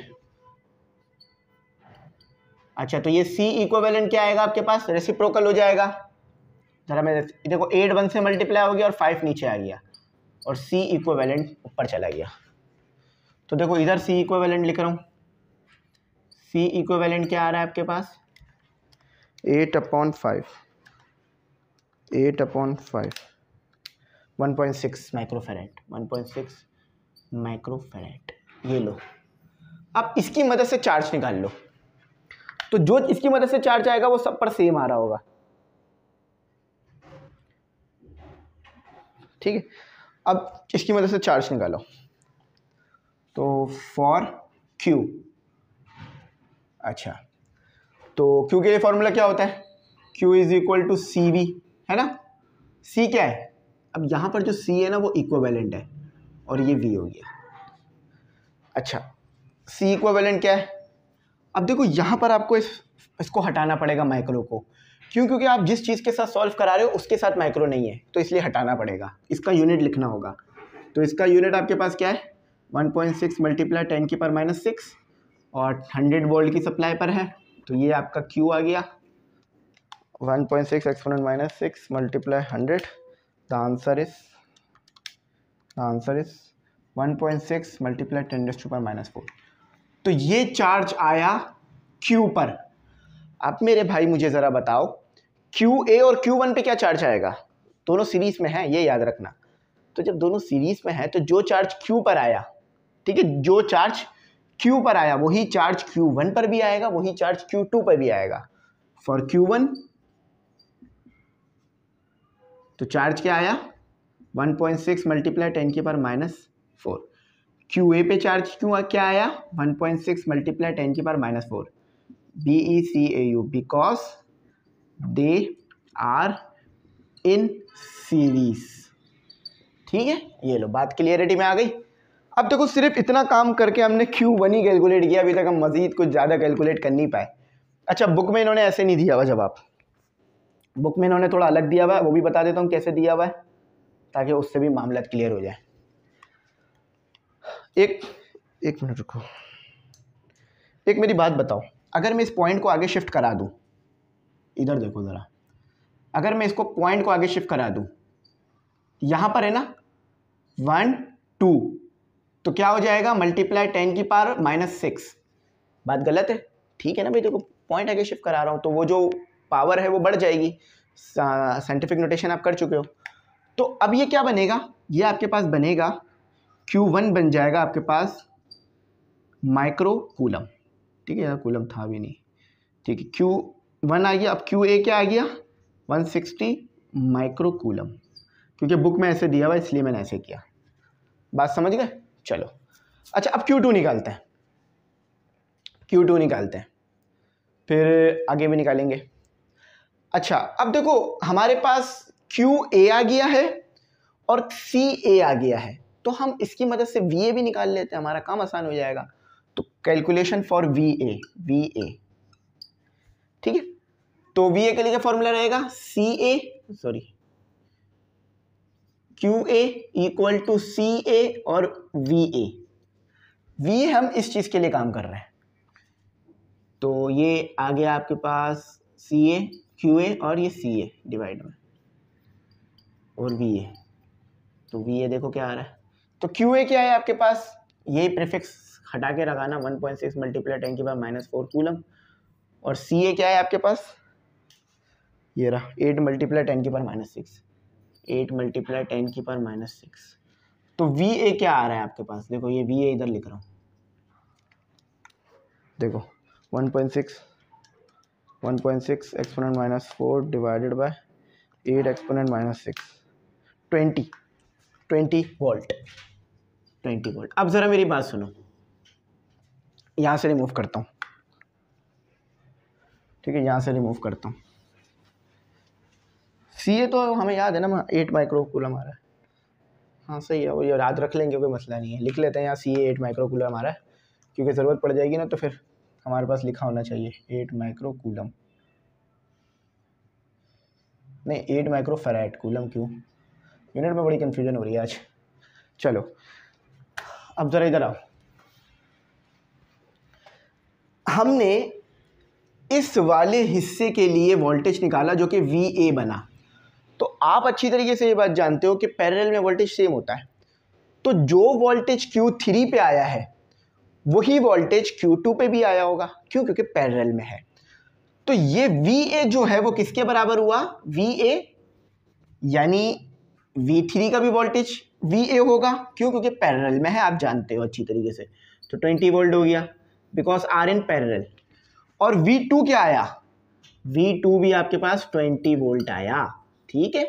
ये लो, दो चीज़ें आ गई हमारे, तीन चीज़ें आ गई हैं, एक Q1 आ गया, एक Q3 आ गया, और Q1 आ गया, V2 आ गया और V3 आ गया है। इसको 3 लिख देते हैं भैया, ठीक है।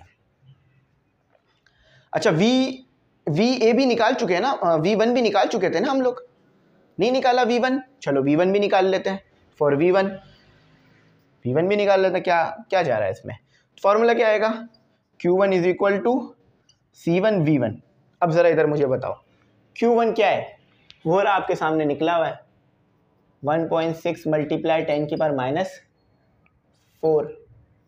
C1 उसके नीचे ले आओ, C1 कितना दिया हुआ है 2 मल्टीप्लाई 10 की पावर -6। चलो ये लो C1 भी आ गया, Q1 भी आ गया, सॉरी V1, क्या करें इस चीज़ का, चलो इसको सही करता हूँ।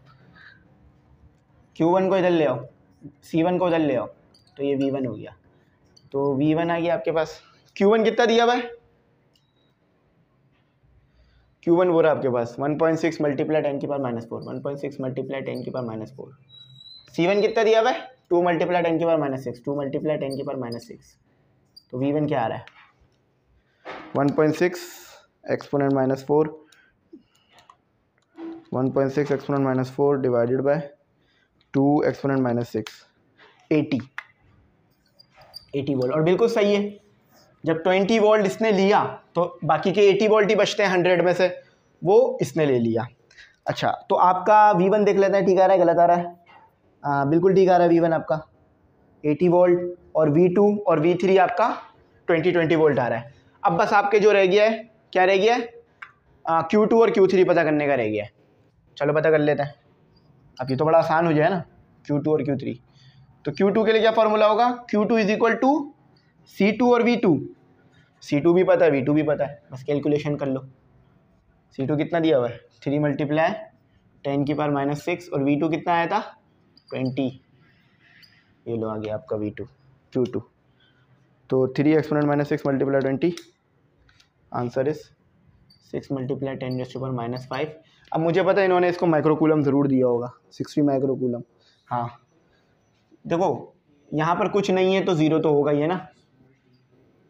अब इस पॉइंट को अगर आगे शिफ्ट करा दोगे तो क्या बन जाएगा 60 मल्टीप्लाई 10 की पावर -6 -6 किसके बराबर है? Micro coulomb. ये लो Q2 अभी आ गया। चलो Q3 करते हैं। देखो बहुत डिटेल में जाके मैंने एक्सप्लेन किया है, मैं इससे ज़्यादा डिटेल में जाता तो मुझे लगता है कि शायद सिर्फ ये एक ही न्यूमेरिकल होता। Q3 करते हैं। फॉर Q3 अब तो छोटे छोटे न्यूमेरिकल है आगे। तो C3 और V3। C3 कितना दिया हुआ है? देखो बोला 5 × 10⁻⁻6 और V3 कितना आया था? 20। बता दिया था मैंने पहले ही आपको। तो 5 exponent -6 मल्टीप्लाई 20, तो 1 × 10⁻⁻4 1 × 10⁻⁻4 कूलम। अब बेशक इन्होंने इसको भी यही दिया होगा। तो देखो अगर आगे कुछ नहीं है तो इसका मतलब 0 है, ऐसे लिखा जा सकता है। अब पॉइंट आगे शिफ्ट करा दो, 100 हो जाएगा और ये 6 हो जाएगा। 6 किसके बराबर होता है? कूल माइक्रो के। तो 100 माइक्रो कूलम आ गया। ये लो देखो यही दिया हुआ। हाँ यही दिया हुआ। समझ गए ना मेरी बात? देखो मुझे लग रहा है कंफ्यूज, पता है कहाँ हो रहे होगे, यहाँ मैं ये क्या कर रहा हूँ। देखो आगे कर कुछ नहीं है तो जीरोस होंगे, ठीक है। तो वो पॉइंट शिफ्ट कराना आपका आता है, साइंटिफिक नोटेशन सीख चुके हो, बहुत बार कर चुके हो, तो उसी का इस्तेमाल किया मैंने। चलो अब यही दो न्यूमेरिकल थे जो बड़े मुश्किल वाले थे, मैंने करा दिए, समझा दिए, एक्सप्लेन भी कर दिए, सब कुछ कर दिया। Q3 भी बता दिया। Q1 कितना आया था हमारा? 160। Q2 हमने निकाला 60 और Q3 हमने निकाला 100 सिर्फ, ठीक है।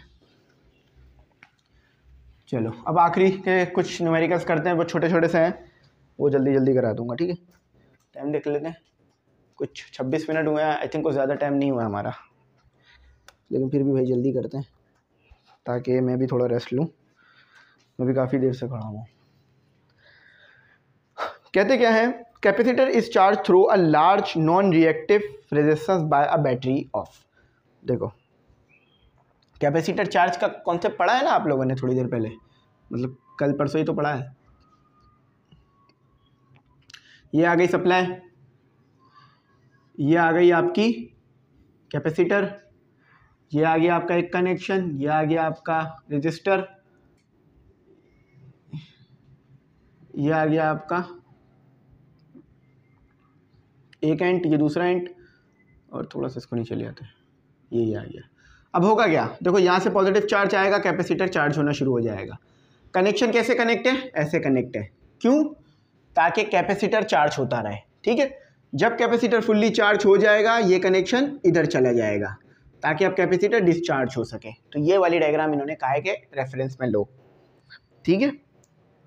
अच्छा अब देखो चीज़ें क्या दी हुई है। ये वोल्टेज है आपके पास, बेशक आप अच्छी तरीके से जानते हो, कांस्टेंट वोल्ट है। For this arrangement if the capacitor has a capacitance of, तो कैपेसिटर की कैपेसिटेंस है 10 माइक्रोफेरेड पर। रेजिस्टर दिया हुआ है 1 मेगा ओम का, मेगा का मतलब 10⁻+6 -6 नहीं। Calculate the time constant for the capacitor to receive 90% of its final charge. कहने वाले क्या कहते हैं कि कैपेसिटर आपका, कैपेसिटर जो है वो आपका 90% तक चार्ज हो चुका है। आओ ज़रा इसको कराता हूँ, समझाता हूँ कैसे होगा। गिवन डेटा, पहले तो न्यूमेरिकल कौन सा है लिख लो, न्यूमेरिकल नंबर 4 है ये आपका, ठीक है। गिवन डेटा देख लो क्या है और टू फाइंड देख लो क्या करना है। देखो कैपेसिटर की वैल्यू दे दी आपको इन्होंने 10 माइक्रोफेरेड। अब आप जानते हो माइक्रो को खोलोगे तो वो बनता है 10⁻⁻6 फेरेड। अब आपको इन्होंने रेजिस्टर की वैल्यू दे दी, लेकिन वो मेगा में दे दी इन्होंने। मेगा को खोलोगे, यहाँ लिख देता हूँ, मेगा बराबर होता है मल्टीप्लाई 10⁻6 माइनस नहीं 6 मिलियन। तो 1 × 10⁻6 मिलियनर बनोगे ना जिंदगी में। अच्छा अब चार्ज कितना परसेंट है? 90% चार्ज है। इसका मतलब ये है कि Q जो है आपका 90% ऑफ Q0 पड़ा हुआ है। याद है ये बात? अभी बता दूंगा क्या कर रहा हूँ मैं, ये बता देता हूँ, टेंशन नहीं लो। टाइम कांस्टेंट चाहिए T। सबसे पहले तो स्टूडेंट अब इसका जो है वो सोल्यूशन करते हैं। देखो सबसे पहले हमने क्या पता करना है, टाइम कांस्टेंट। टाइम कांस्टेंट आपके पास क्या है, टाइम कांस्टेंट का फॉर्मूला क्या है, आर सी। अच्छा, आर की वैल्यू कितनी है, 1 मल्टीप्लाई 10 की पावर 6। आर सी की वैल्यू कितनी है, 10 मल्टीप्लाई 10 की पावर, मतलब सी की वैल्यू कितनी है, -6। देखो -6 + 6 को कैंसिल कर देगा, तो कितना बच गया आपके पास, कैलकुलेटर से भी करके देख लो, 10 सेकेंड। ठीक है, चलो ये तो आपका आ गया टाइम कांस्टेंट। टाइम कांस्टेंट क्यों निकाला, क्योंकि आपके पास ये लगना है formula, Q = Q0 1 - e power t upon time constant, इसीलिए टाइम कांस्टेंट निकालना पड़ा। ये फॉर्मूला आप लगाओगे इसके ऊपर। अब देखो Q0 क्या आ रहा है आपके पास यहाँ पर, Q0 क्या आ रहा है आपके पास यहाँ पर, सबसे पहले सेट करा देते हैं चीज़ों को ताकि आसान हो जाए। तो Q अपॉन Q0 हो गया = 1 - e t अपॉन 5। सही है, इसमें तो कोई मुश्किल नहीं हुई होगी समझने में, बड़ी सी आसान सी बात हो रही है ये। अब देखो ये परसेंटेज में गिवन है, परसेंटेज अगर इसकी ख़त्म करनी है तो क्या करना होगा, इसे 100 से डिवाइड लेना होगा। तो इसको ज़रा 100 से डिवाइड कर दो,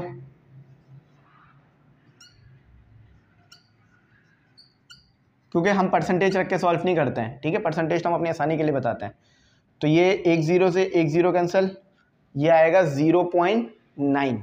ठीक है, कैलकुलेटर से भी करके देख लो चाहो तो Q = 0.9। ठीक है, 0.9 Q0। ठीक है, तो अब इस Q की जगह पे मैं Q0 ये रख सकता हूँ। देखो ना, ये Q है और ये भी, तो सेम चीज़ें रख देता हूँ। तो 0.90 Q0 divided by Q0, 1 - e - t upon ये। देखो Q0 से Q0 कैंसिल हो गया। ठीक है, अब इसको इधर ले आओ, उसको उधर ले आओ, तो e 1 - 0.9। अब देखो मैंने किया क्या, इस e को जो था ना, ये एक्सपोनेंट जो था, इसको मैं इस तरफ ले आया, तो ये प्लस का हो गया। 0.9 बचा था, उसको उधर ले गया, तो 0. कितना बचेगा, 0.1, 1 - 0.9 तो 0.1। तो ये आ गया आपका। अब इसको कैसे सॉल्व करते हैं, देखो मैं फिर बता रहा हूँ, ये 2 नहीं लिख रहा हूँ मैं, ये शायद 2 लग रहा हूँ, ये मैं आपके वो लिख के दिखा रहा हूँ, टाइम कांस्टेंट। तो 0.1। ठीक है, अब ये चीज़ आप लोगों ने शायद आज से पहले नहीं पढ़ी हो, लेकिन अब बता देता हूँ। जब भी ये ई को ख़त्म करना होता है ना, तो नेचुरल लॉग ln लेना होता है बोथ साइड। ठीक है, तो यहाँ लिख लो, टेक ln बोथ साइड्स। तो ये हो गया ln e t, और ये ln जब एक तरफ ले लो तो दूसरी तरफ भी लेना पड़ेगा। तो इस ln से ये e कैंसिल हो गया, जो पावर है वो नीचे उतर गई। अब ये ln कैसे लेते हैं ये बता देता हूँ। ये बटन दिख रहा है, ये ln का है 0.1, तो ये आ रहा है -2.30, बस इतना ही लेना, 2.30। माइनस से माइनस कैंसिल हो गया, तो ये जो टाइम कांस्टेंट था उधर चला गया, 2.30 आ गया। टाइम कांस्टेंट की वैल्यू कितनी निकली थी, 10 निकली थी ना, 10 और 2.30, तो ज़रा मल्टीप्लाई करो, 2.30 मल्टीप्लाई बाई 10, 2.30 मल्टीप्लाई बाई 10, तो 23 आ रहा है, 23 सेकेंड। तो 90% चार्ज होने में 23 सेकेंड लगेंगे। चलो ये हो गया। अब नेक्स्ट करते हैं। समझ में आ गई ना बात, क्या किया मैंने, बस सिंपल काम था, कोई मुश्किल काम नहीं किया, बस कैलकुलेशन समझना जो मैंने बताई है। चलो अब अगला स्टेप फॉलो करते हैं, अगली तरफ मूव करते हैं।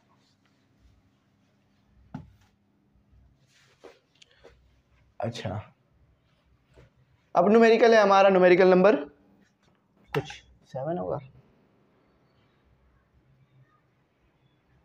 ठीक है, तो अगला न्यूमेरिकल करते हैं अपना, तो इसको चलो सॉल्व करते हैं, आगे मज़ीद फर्दर मूव करते हैं। अब हमारा न्यूमेरिकल नंबर 5, कहते क्या है, बहुत सिंपल है। What capacitance is required to store energy of, आपके पास एनर्जी कितनी दी हुई है,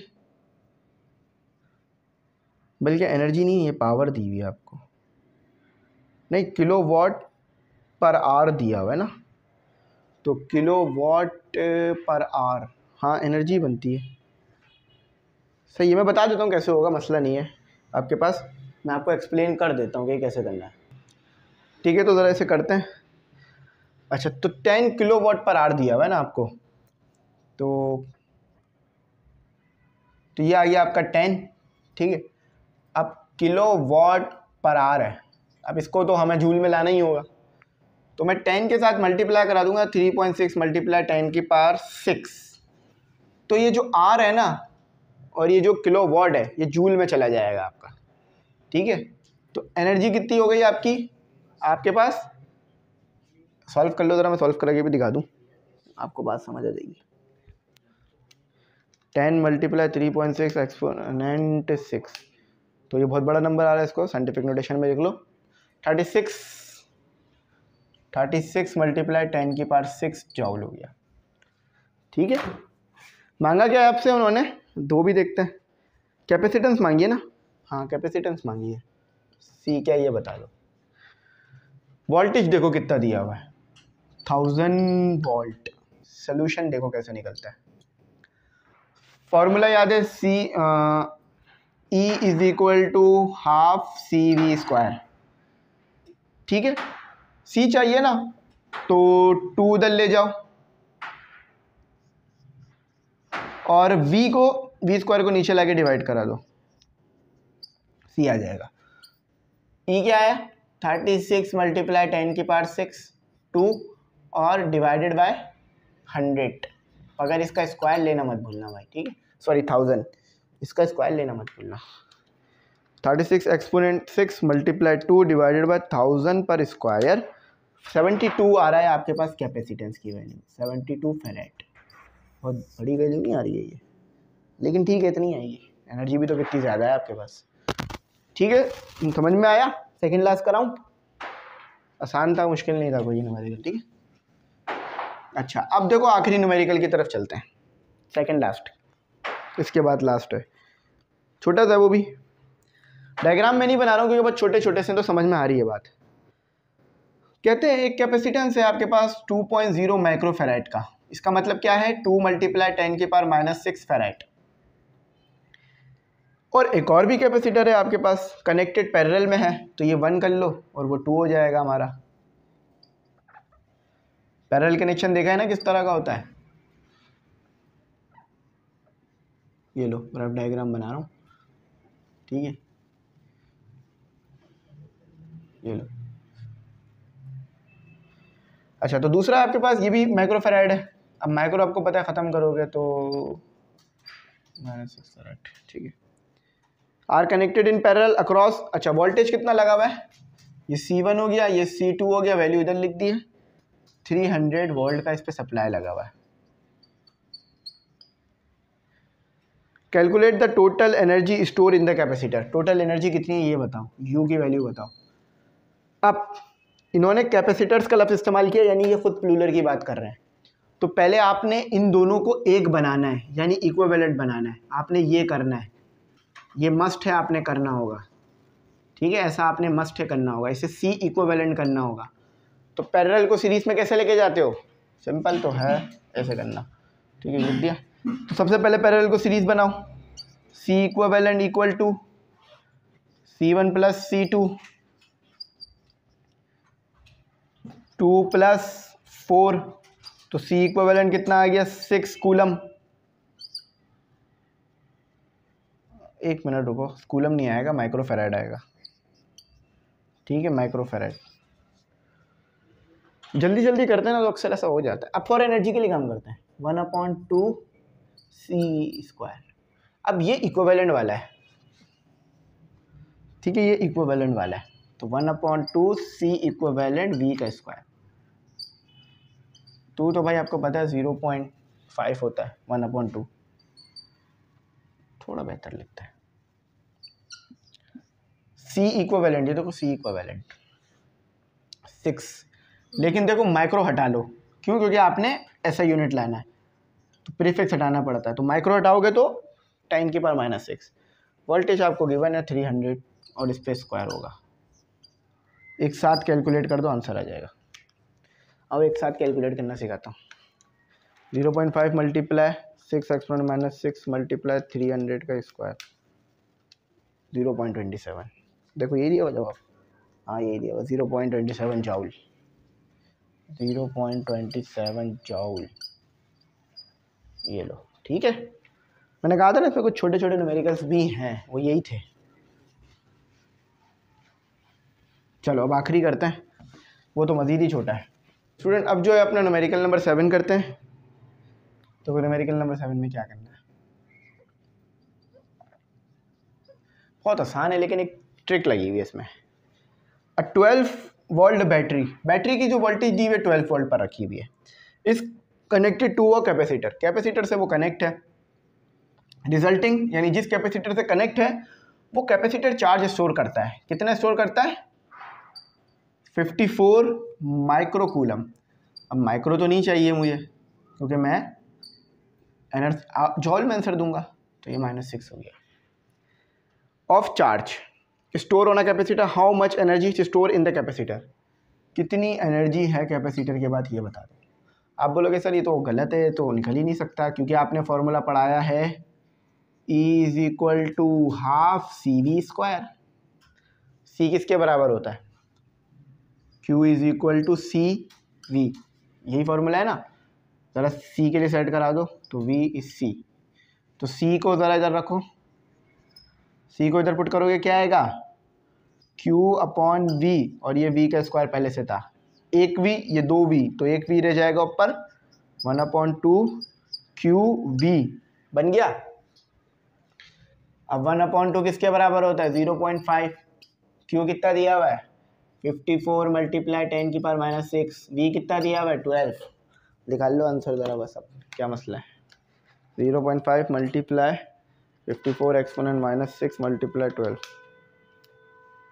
3.24 × 10⁻⁻4, 3.24 × 10⁻⁻4। देखा, मैंने आपको आपके तरीके से ही कराया, ये अपने तरीके से नहीं बताया, ताकि आप लोगों के लिए बड़ी कोई मुश्किल ना बने। ठीक है,